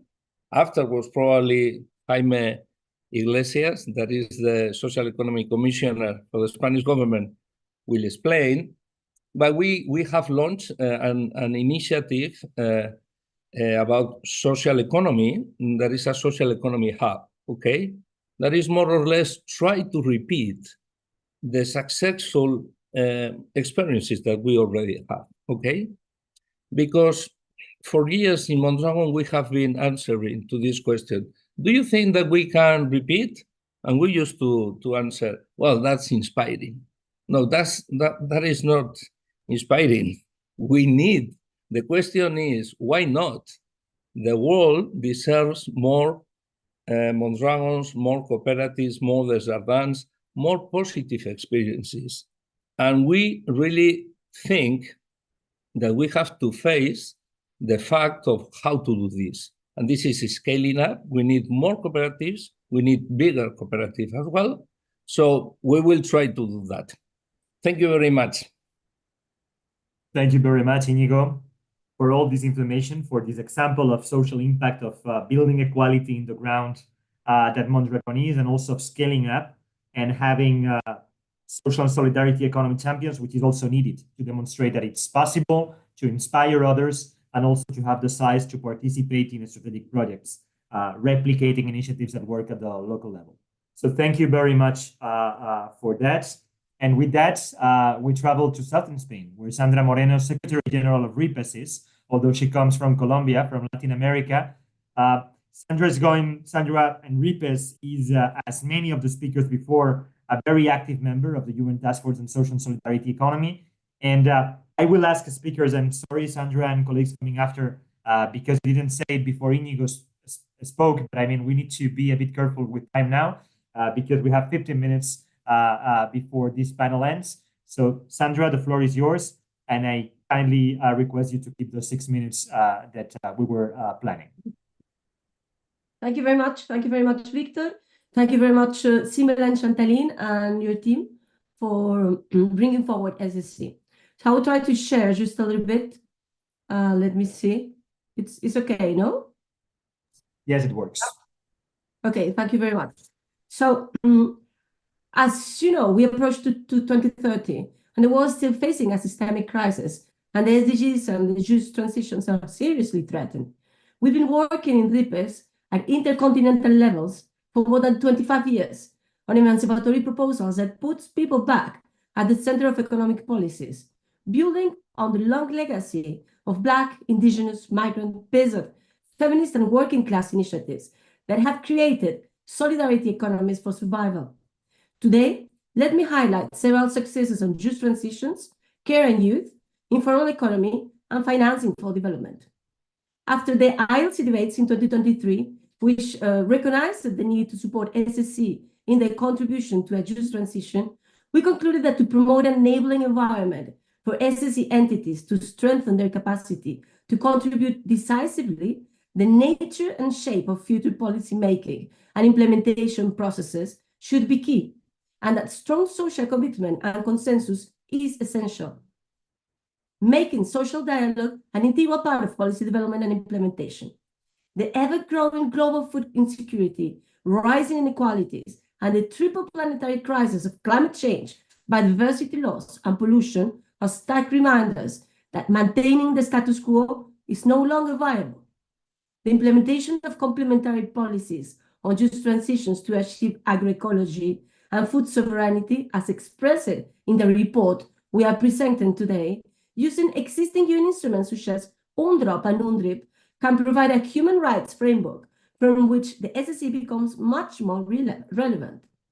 RIPES and its member urgency has been part of the negotiations, for example, on the Committee on Food Security's policy on reducing inequalities, and have succeeded in having an entire paragraph dedicated to SSE.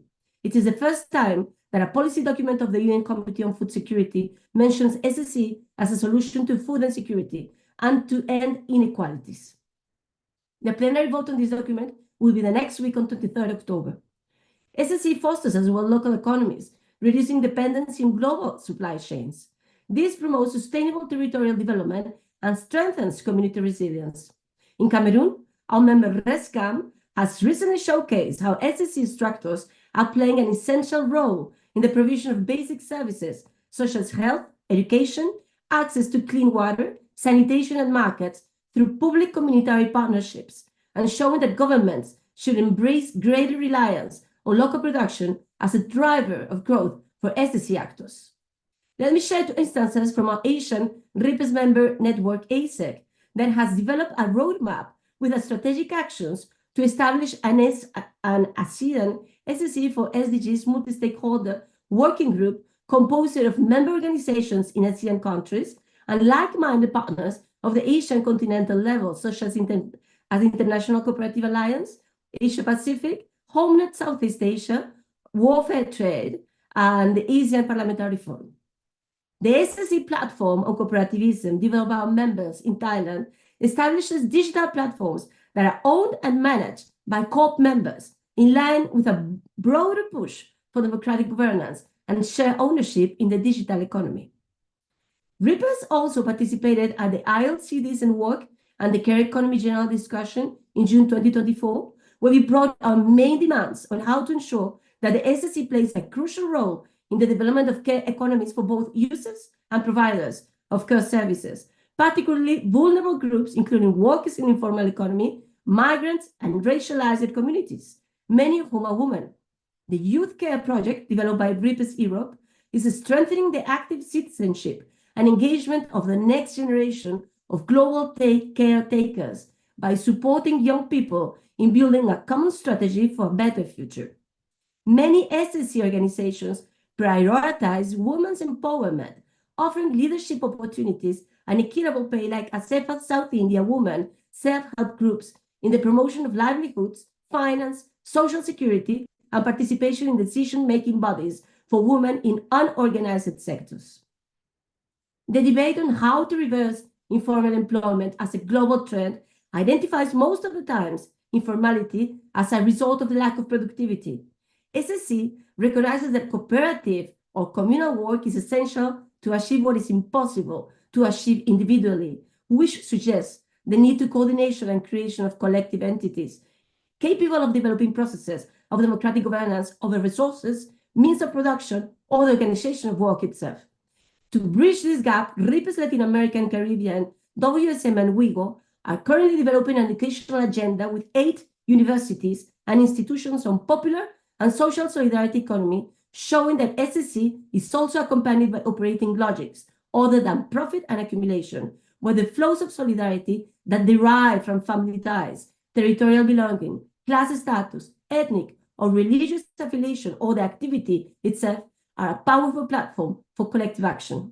Finally, SSE contributes to addressing nearly all the cross-cutting issues identified in the Financing for Development Addis Ababa Action Agenda, thus should be recognized inside the Global Financing Framework documents for the next FFD agenda in 2025. We recommend that domestic and international private business and finance actions support the development of social and solidarity financing mechanisms, such as ethical banking, financial cooperatives, community development banks, community-based savings schemes, as alternative to conventional private finance. We recommend as well that the international development cooperation actions, the multilateral development banks, and other international development financial institutions should, in collaboration with the task force, implement operational paragraph number 3 on the role in financing the SSE. For finishing, despite its potential, SSE faces numerous challenges like limited access to funding, policy barriers, and lack of recognition. To overcome these obstacles, we need policy support, where governments should create enabling environments that recognize and support SSE, such as favorable taxation policies and access to public procurement. We need capacity building, providing training and resources that can enhance the skills of SSE actors, helping them to scale their impact and sustainability. And as Deputy Ambassador Ana Jimenez de la Hoz said before, collaboration. Collaboration is key. By building networks among SSE actors, governments, and civil society, we can share resources, knowledge, and best practices. And these partnerships can amplify the impact of SSE initiatives and foster a more integrated approach for achieving the SDGs. Thank you very much. Thank you very much, Sandra, for your presentation and also for RIPA's work promoting SSE at global level, building alliances in many regions of the world, and making things happening on the ground. I think that it's, many of the participants have touched upon access to finance, and Sandra was also speaking about the importance of sharing good practices. Before we were talking about, sorry, is there a question from the room or someone that tried to? No.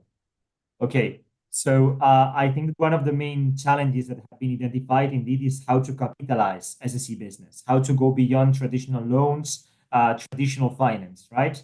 And I think that good practices as the ones from Quebec, in which there are incentives for the capitalization, cooperatives, mutuals, and other SSE actors are highly important. I mean, SSE doesn't capitalize through injections of capital, it capitalizes through the community, through the members. It can be workers, it can be citizens, and we need to give them incentives. It is a good idea to reflect on giving incentives to them to invest into social and solidarity economy businesses. And with that, I pass the floor to Jeru Billy Mora, who is the founder of One Family Foundation and a very well-known social entrepreneur that will give us also her inputs, her insights on the work that the UN system has done and will continue doing. Jeru, the floor is yours. Thank you, Victor. And first of all, thank you, Chantaline and Simel. You all have done a great job with the record because it's really insightful and it's a landmark, 1 year after the resolution, which many of us pushed. In the resolution, when we first joined the UN task force, one of the things which through Catalyst, One Family Foundation pushed was the inclusion of the term social entrepreneurship. And I think that is really important to recognize. A lot of people have talked about how cooperatives, and they are fantastic. They've been the backbone of society for a very long time, as have been an emerging trend of social entrepreneurs. The World Economic Forum recently published a report, and I think, Chantaline, you were there at the launch of the report, where it shows that social entrepreneurs who are as socially minded as cooperatives, and many of them are not for a profit purpose, but for social change, add 2 trillion, I want to repeat, $2 trillion to the economy, 200 million jobs. So that's the World Economic Forum which came out, and this is very important. Why am I saying that? Because we really need cooperatives, like Sandra said, like other speakers have said, like Inigo said, they are the backbone of solidarity which is there, but we also need social entrepreneurs who are giving innovative solutions to current complex problems, as do we need the whole impact economy sector, which is what Ali has been trying to do through the World Bank, and we need businesses like Cloud talked about. We need a whole array of actors to make the dream of the resolution come through. And therefore, we need to move towards looking at a social innovation economy where we have this larger umbrella, larger tent, where we start working towards social impact, where solidarity is at the core, where we have innovative solutions so we can actually meet the SDGs, and we look at mass scale job creation. Towards this end, some of the countries actually, with Germany, France, Jaime is over here from Spain, Brazil, other countries at the G20 put together and launched something called the Global Council on Social Innovation. The Global Council on Social Innovation has 5 pre-objectives, many of which you all have talked about. One, it wants to support UNTFSE. It will be the bridge to whatever UNTFSE says. And Chantaline, you've been the big inspiration in making sure that this happens. And Simel, you have influenced a lot of what is happening. So that's fantastic. 2 is it wants to make sure that there is policy happening, especially in developing countries where this is still new and looking at it. So looking at global policy development. Victor has initiated the process of financing with Ali. Actually, we were very instrumental in working with Ali and Civic and looking at how social innovation can come in, but also looking at alternative forces of financing, not just through taxation, but through additional levies and other parts which are there. 3 is creating a knowledge hub, and Luxembourg wants to support that in a big way and has supported on how we can have best practices which are being there and impact and data which can be looked at. And most important, I think, a common language across this large sector, which can work together towards fulfilling the 100 trillion deficit to meet the SDGs.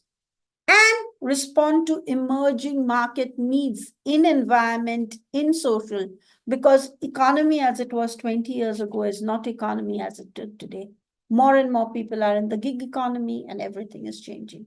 So I think this UNTFSE declaration, the report, and the next resolution which you all are working on pave the way for a new economic order which puts people and planet first, and which looks at the change that all of us need to see. So I've stuck to my 5 minutes. Actually, I made it lesser so that we could have time for the next speakers. Thank you very much, Victor. Thank you, Chantaline Simel. Thank you. Thank you very much, Iru, also for calling up for alliances, right, between all the social and solidarity economy actors which are described in the UN resolution, in the UNSD report, to achieve together social innovation, and also for the actions that you have described and that you are leading at global level, such as this Council, Governments Council on Social Innovation. We have 2 last speakers. One of them is Gianluca Salvatori. He is the CEO, the Secretary General of EURICSE, which is a very well-known cooperative and social and solidarity economy research center. Gianluca has cooperated with CDEC and with the European Union in producing the latest SSE data in Europe, which I think is quite impressive. And Gianluca, I give you the floor to talk a bit about that. Thank you, Victor, and thank you to you all for all the work that has been done. My point of view is the perspective of a researcher, someone working in a research center as EURICSE, and complaining that the visibility of the social and solidarity economy is something that impacts also the field of scientific research, especially in the field of economics, where prevailing theories have adopted a one-sided concept of enterprise and market in which there is no or little room for the social dimension or for the motivations other than profit. This approach has been rampant, as Inigo said, in universities and business schools around the world for decades. So much so that in teaching texts in scientific journals, as well as in the most prestigious international awards, social economy still has a very marginal presence. And this, in turn, has influenced academic and scientific careers. There are far more opportunities for those who follow mainstream strands in economic and social research than for those who devote themselves to social economy, with a progressive displacement effect. This has created a kind of vicious circle. Few scholars devote themselves to social economy because it's a non-mainstream subject, and thus harms career aspirations in academia. But the fact that there are a few researchers makes this subject area even weaker, increasing the imbalance in favor of a mainstream approach. So how to deal with this problem? First of all, I think that the same effort that is put into creating favorable legal frameworks for the social and solidarity economy, or for creating suitable financial instruments for its development, should be put into including the social and solidarity economy in university and school curricula and in research programs. Unless the vicious circle linking university careers to the reproduction of a specific model of economic development designed to maximize profit is broken, the development of the social economy will lack an essential element. And this will translate automatically into the difficulty of finding executives, finding managers capable of correctly interpreting the specificity of the social and solidarity economy, with the consequence, as is often the case today, that social and solidarity economy organizations lack advanced management skills, or that these management skills must be found in a labor market that lacks the necessary knowledge to manage these kind of organizations. And this also applies to civil servants, public administration. Civil servants often, very often, come from a legal or economic background in which they have never encountered the concepts and the organizational forms of the SSE. Consequently, they do not have the tools to consider in their work the characteristics that make the SSE organization different from both a traditional enterprise and a public body. They are accustomed to a world that is represented only in a binary terms, with the state on one side and the market on the other side. And so they find it hard to conceive of entities that are neither. And this is reflected in problems with the application of regulations, even where, in theory, there is legislation favorable to the social and solidarity economy. To me, this makes very clear that working towards legislation that supports the growth of the social economy is only half the job, because it also takes experienced and well-trained officials to actually implement the laws. So, concluding, from this point of view, the United Nations system could set an effective example if it were the first to start training its officials in a non-superficial knowledge of the social and solidarity economy. And by extension, UN could promote the dissemination of this training at the local and national level by promoting social economy literacy programs and encouraging networking between universities and research centers. In a way, following the example of what has been done to spread awareness on sustainability in the context of the 2030 agenda. In addition, when choosing the economists it uses for its projects, the UN and its agencies could also take care to include scholars with expertise in social economy. This would be a concrete way to support the development of scientific knowledge in this field. A very final consideration concerns the close link between research and training. If one wants quality training on social economy, this must be fueled by quality research. Education cannot be separated from the work of research, which consists of generating new knowledge with scientific method and independent spirit. The two go hand in hand. Otherwise, education training becomes just a repetition of things already known. And in the long run, they are unable to provide the tools for interpreting and reading reality. Education and research are two sides of the same coin, and every effort to invest in one should be matched by a similar effort in the other. United Nations can play a positive role in this, because if it is true that existing experiences must be strengthened and multiplied, what above all must be overcome is their fragmentation, which conditions their visibility and their effectiveness.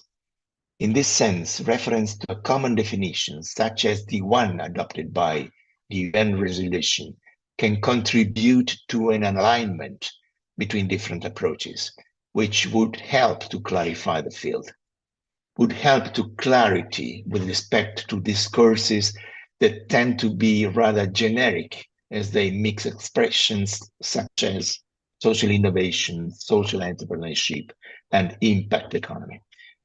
That's it. I mean, I think that I've run out of my time, so thank you. A little bit, Gianluca, but it was very interesting. So thanks for that. We are a bit running out of time and we still have one speaker. I also would like to excuse the absence of the African Union because we were waiting for them. They are in an event, Sabelo Mbokadis, who is a good colleague also of the ILO colleagues because they have worked together on this 10 years African Union strategy on SSE. He is in Lisbon today and he had some issues to connect. So it's important to excuse his absence. Thank you very much, Gianluca, for your presentation. And also thanks to you, to the European Union, to FIDIEC for the excellent data on the SSE in Europe that you have provided recently with 4.3 million social and solidarity economy entities in the European Union that employ more than 11.5 million people, and with a turnover that goes far beyond 912 billion euros in the European Union alone, and only counting certain member states. So that I think as the report is calling for statistics, and to strengthen the statistics is also important mentioning the efforts that you are doing in the EU. I will briefly share the video of the last speaker. She is Ana Aguirre. She cannot be with us, so she prepared a short video. She's the president of the ICA, so International Cooperative Alliance Youth Network. So a young person that is going to speak with us. Sorry, because you're going to see my screen, colleagues. She's going to speak about how to support more young people into social solidarity economy and how to support SSE education. Colleagues, are you hearing the sound or should I share with sound? But make it please see. Okay, we'll share again. So apologies for that. Okay. Sure. Just a second, colleagues. I'm sorry for this. I guess. Worker-owned co-founder of TaskX, a worker-owned cooperative that works in strategic. Very hard to hear. Training, strategic governance, and organizational transformation, as well as communication. Being a cooperator in my everyday is what really gives me the leverage and the grounding to actually end up representing the cooperative youth globally. The resolution of the UN highlights the outstanding and yet underrepresented and overlooked by many as Suro work that the social and solidarity economy is doing as one of the most aligned sectors in the 2030 agenda.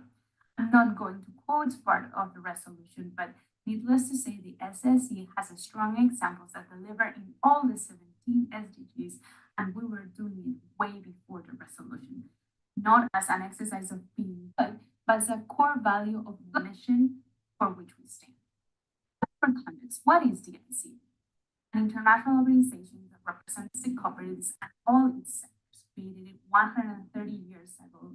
Next year, it represents more than 300 umbrella organizations in over 100 countries. One of the committees that has a permanent sitting board is the Youth Committee, and that is how I end up representing the global youth in our sector. The Youth Committee and the values of the cooperative movement and its alignment with the SDGs are a practical matter. In 2022, we approved an action plan for my 4-year tenure that was based on the following. First of all, youth visibility, reaching out both within the movement for young people working in cooperative companies and structures, as for cooperative entrepreneurs choosing the cooperative model as their structure for entrepreneurial venues, as well as for our youth that may not know the cooperative movement associate that would be interested and aligned in choosing it for their future ventures. Then belonging. Reinforcing the collective identity transcends individual cooperatives to become one global cooperative movement. This opens young people's eyes to impact and extension of the cooperative movement and fosters the understanding that together we do more and we do better. And also representativity. And I say this very clearly. There is no sector where youth is represented enough.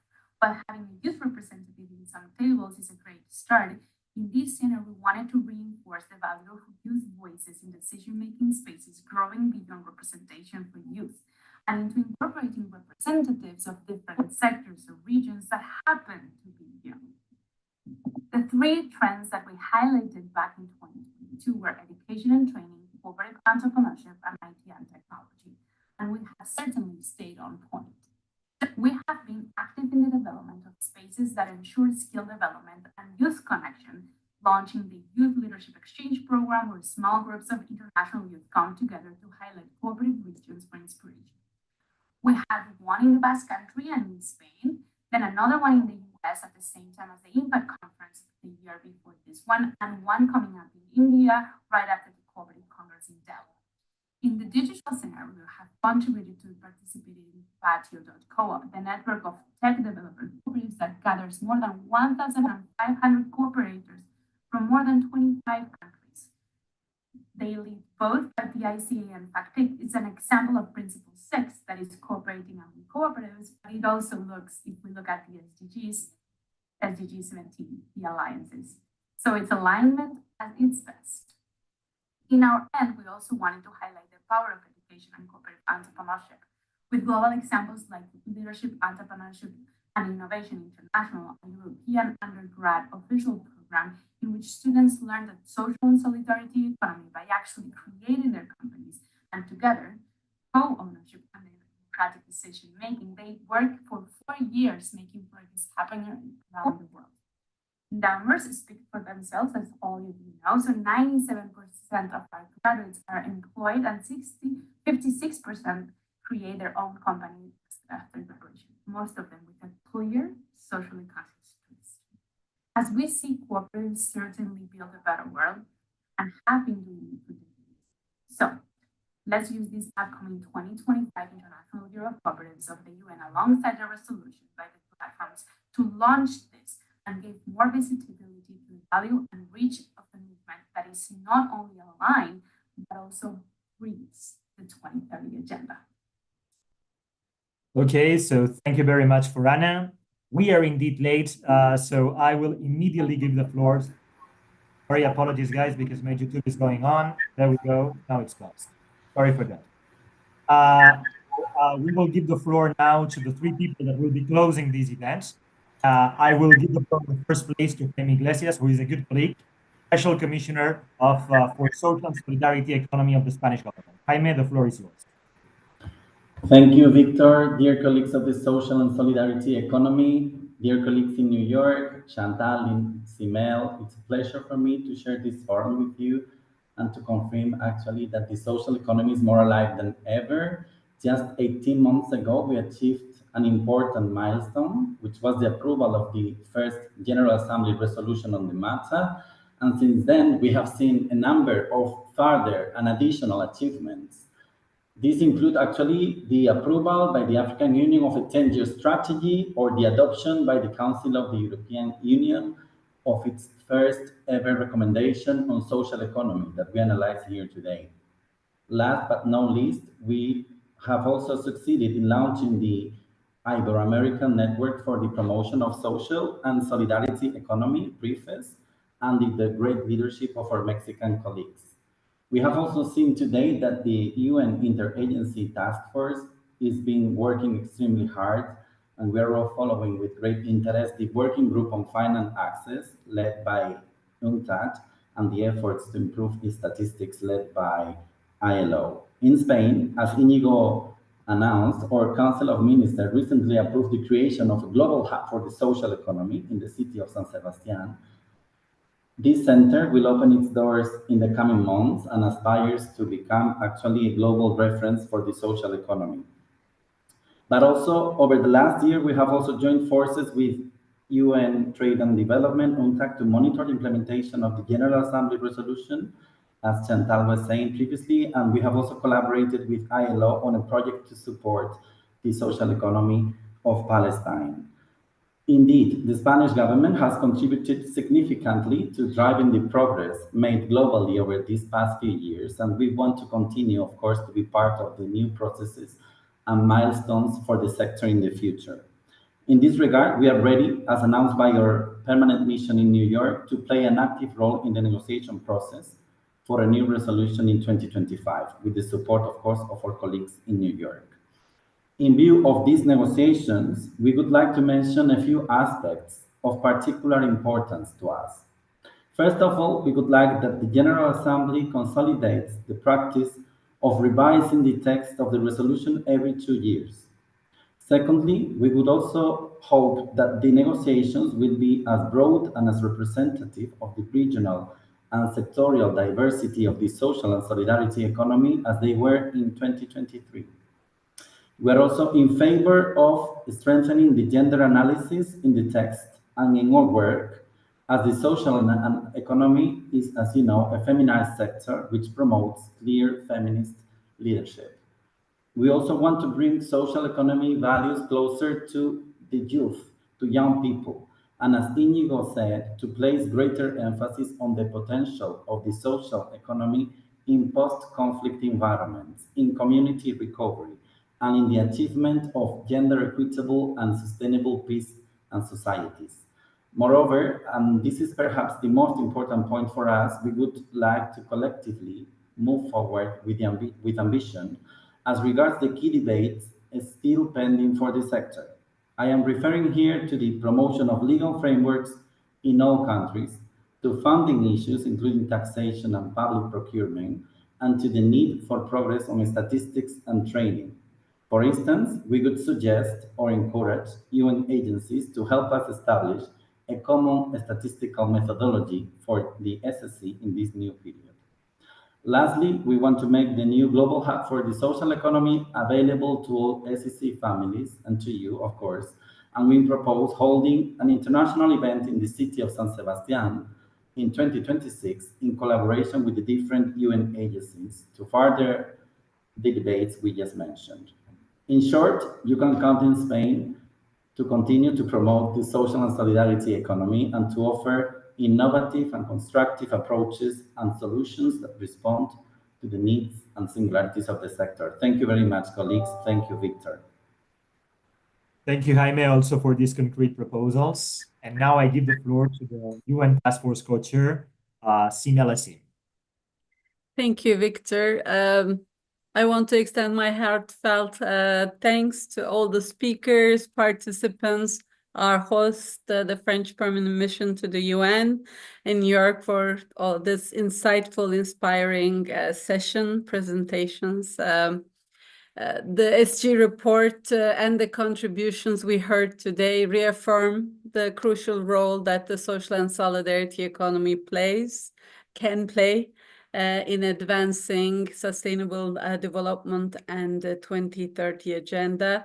The examples shared today showcase how SSE entities are driving innovation for just transition, inclusive, resilient development, including in crisis contexts. We also hear there's a lot more to be done from all these interventions, critical challenges. These were also captured in the report and will most likely be reflected in the upcoming resolution that our member states will be working on around greater policy coherence, strengthened research and education, connecting those two, as Gianluca said, improved access to financial and non-financial support services, and better statistics and statistical frameworks. This is exactly the kind of work we are embarking upon, Jaime. So looking forward, the UN Task Force Strategic Action Plan sets out a clear path for addressing these challenges, as co-chair of the task force at the ILO, we will continue to take the lead in promoting policy coherence and enhancing SSE statistics, and working with the governments, social partners, SSE networks, UN and the multilateral organizations, development partners. We aim to establish the necessary policy and statistical frameworks. And along with the capacity building at all levels, we will also serve as global knowledge center for the SSE Decent Work and Sustainable Development Nexus. Strong partnerships are at the heart of everything we do. It came out very loud and clear from today's also interventions that working together is key, while also each of us being fully cognizant of our comparative advantages, our institutional mandates, and coming to the table with that. The technical working groups and the collaborations we establish will be critical to implementing the resolutions, the UN resolutions, I'm saying in plural on the SSE. There will be a progress report from the UNSG every 2 years. Each will be highlighting differently how the SSE can be a building block for the new development agenda, integrating the SSE values and principles of solidarity and mutualism and inclusion. These came out strongly in the pact also for Pact for the Future a report. And as we move forward, I encourage all of us to deepen our collaboration to promoting the SSE, recognizing each other's comparative strengths. And together, let's unlock the potential of the SSE, ensuring that its values and principles are at the core of the development strategies. Thank you again for your participation. And let's continue to work together to build a future where no one is left behind. Over to you, Chantaline. Thank you, Simel, and thank you to you for being such a great collegiate partner in this endeavor. Thank you to the co-facilitators. We wish you from Spain, Chile, and Senegal, we wish you great luck in the resolution. And we do hope that, Jaime, as you mentioned, you will succeed in consolidating that this report is produced every 2 years. And we want to thank France for hosting the meeting, of course, and deep-felt thank you to Margit and Sabelo, Ali, Youngsik, Inigo, Sandra, Claude, Giroux, Gianluca, and Anna, and of course, Victor and the whole team that has been working on organizing this. And thanks to all of you who've traveled the world. You've reminded us how much the SSE needs us just as much as we need the SSE. And more than anything else, we need to pool our strength, as Simel and Jaime said, and several others, to achieve these SDGs and ensure that no one is left behind. And I may be reassured that you won't have a hard time attracting people to San Sebastian for the Global Hub meeting in 2026. I'm pretty sure that won't be an issue. But also, you talk about gender and youth, and I think one of the underestimated value of SSE is the stacking of gender and green. And so, for instance, the one stat that Giroux didn't mention is that 50% of those social enterprises are actually led by women. That's compared to only 1 in 5 for the traditional enterprises. So if we invest in women green enterprises, we're having a double whammy in terms of advancing the SDGs. And this is, let me read, Simel mentioned the Pact for the Future that was adopted 2 weeks ago at the GA. And Action 2.1b talks about taking concrete action to prevent people from falling back into poverty, including by establishing well-designed, sustainable, efficient social protection system for all that are responsive to shock. Action 4.1g, implement effective economic, social, and environmental policies and ensure good governance and transparent institutions to advance sustainable development. And just to name a few, Article 34.1a, scale up investment from all sources and essential services for young people and ensure that their specific needs and priorities are integrated in national, regional, and international development. we could have easily use SSE to do this because that's exactly the essential role that cooperative, association, mutual societies, foundations, social enterprise, self-help group, and other entities are operating in accordance with values and principles consistent with care for people and planet, equality, fairness, interdependence, self-governance, transparency, and accountability, and the attainment of decent work and livelihood are about. We understand that there's still a long way to go before SSE is fully recognized by all, as Gianluca mentioned, as a lever for implementing the SDG, particularly in the poorest countries, those most affected by the crisis and for whom anchoring the SDG is vital. This is just the beginning, and let's allow ourselves to dream a little. As Giro said, SSE is a great dream if we want a dream. So let me just reflect perhaps in closing on what we could hope to see achieved during those next 2 years, given the successful negotiation that you will have. Perhaps we could dream that in the FFD outcome, there will be some language about financing the SSE entities to advance actually all of the above in the future, the Pact for the Future. We could also dream that the Climate and Biodiversity Cup, where we will have dedicated session on SSE, will become more aware of the importance of SSE entities in the just transition and sustainable use of biodiversity and creation of sustainable livelihood. Also, the creation of new regional network. We saw the Ibero-American one, but there's also others that could be created to cover the whole planet. And on SSE to be more present in the concern of young people in the new technology sector, something I may mention. So this is what we are going to be dreaming about, but we're more than about dreaming, we're about acting, and we will keep raising awareness on these issues among multilateral, bilateral development banks. We hope that you're going to be with us and help us, including Ali. And I can't finish without thanking the whole team, Raymond, Victor, Lola, Matti, and Mansour for the organization of this meeting, Sasha and Xavier and others, but also Lola and Mansour for their great contribution to the Secretary General report. So with this, I just want to say thank you, thank you, thank you, and let's have social and solidarity economy be a greater part so that we can all be better. Thank you.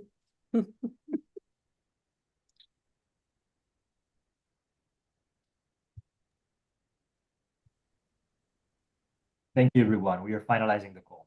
Thank you, colleagues. Thank you. Thank you very much. Bye. Thank you. Bye-bye. Great job. Thanks. Bye. Bye. Bye. A few minutes.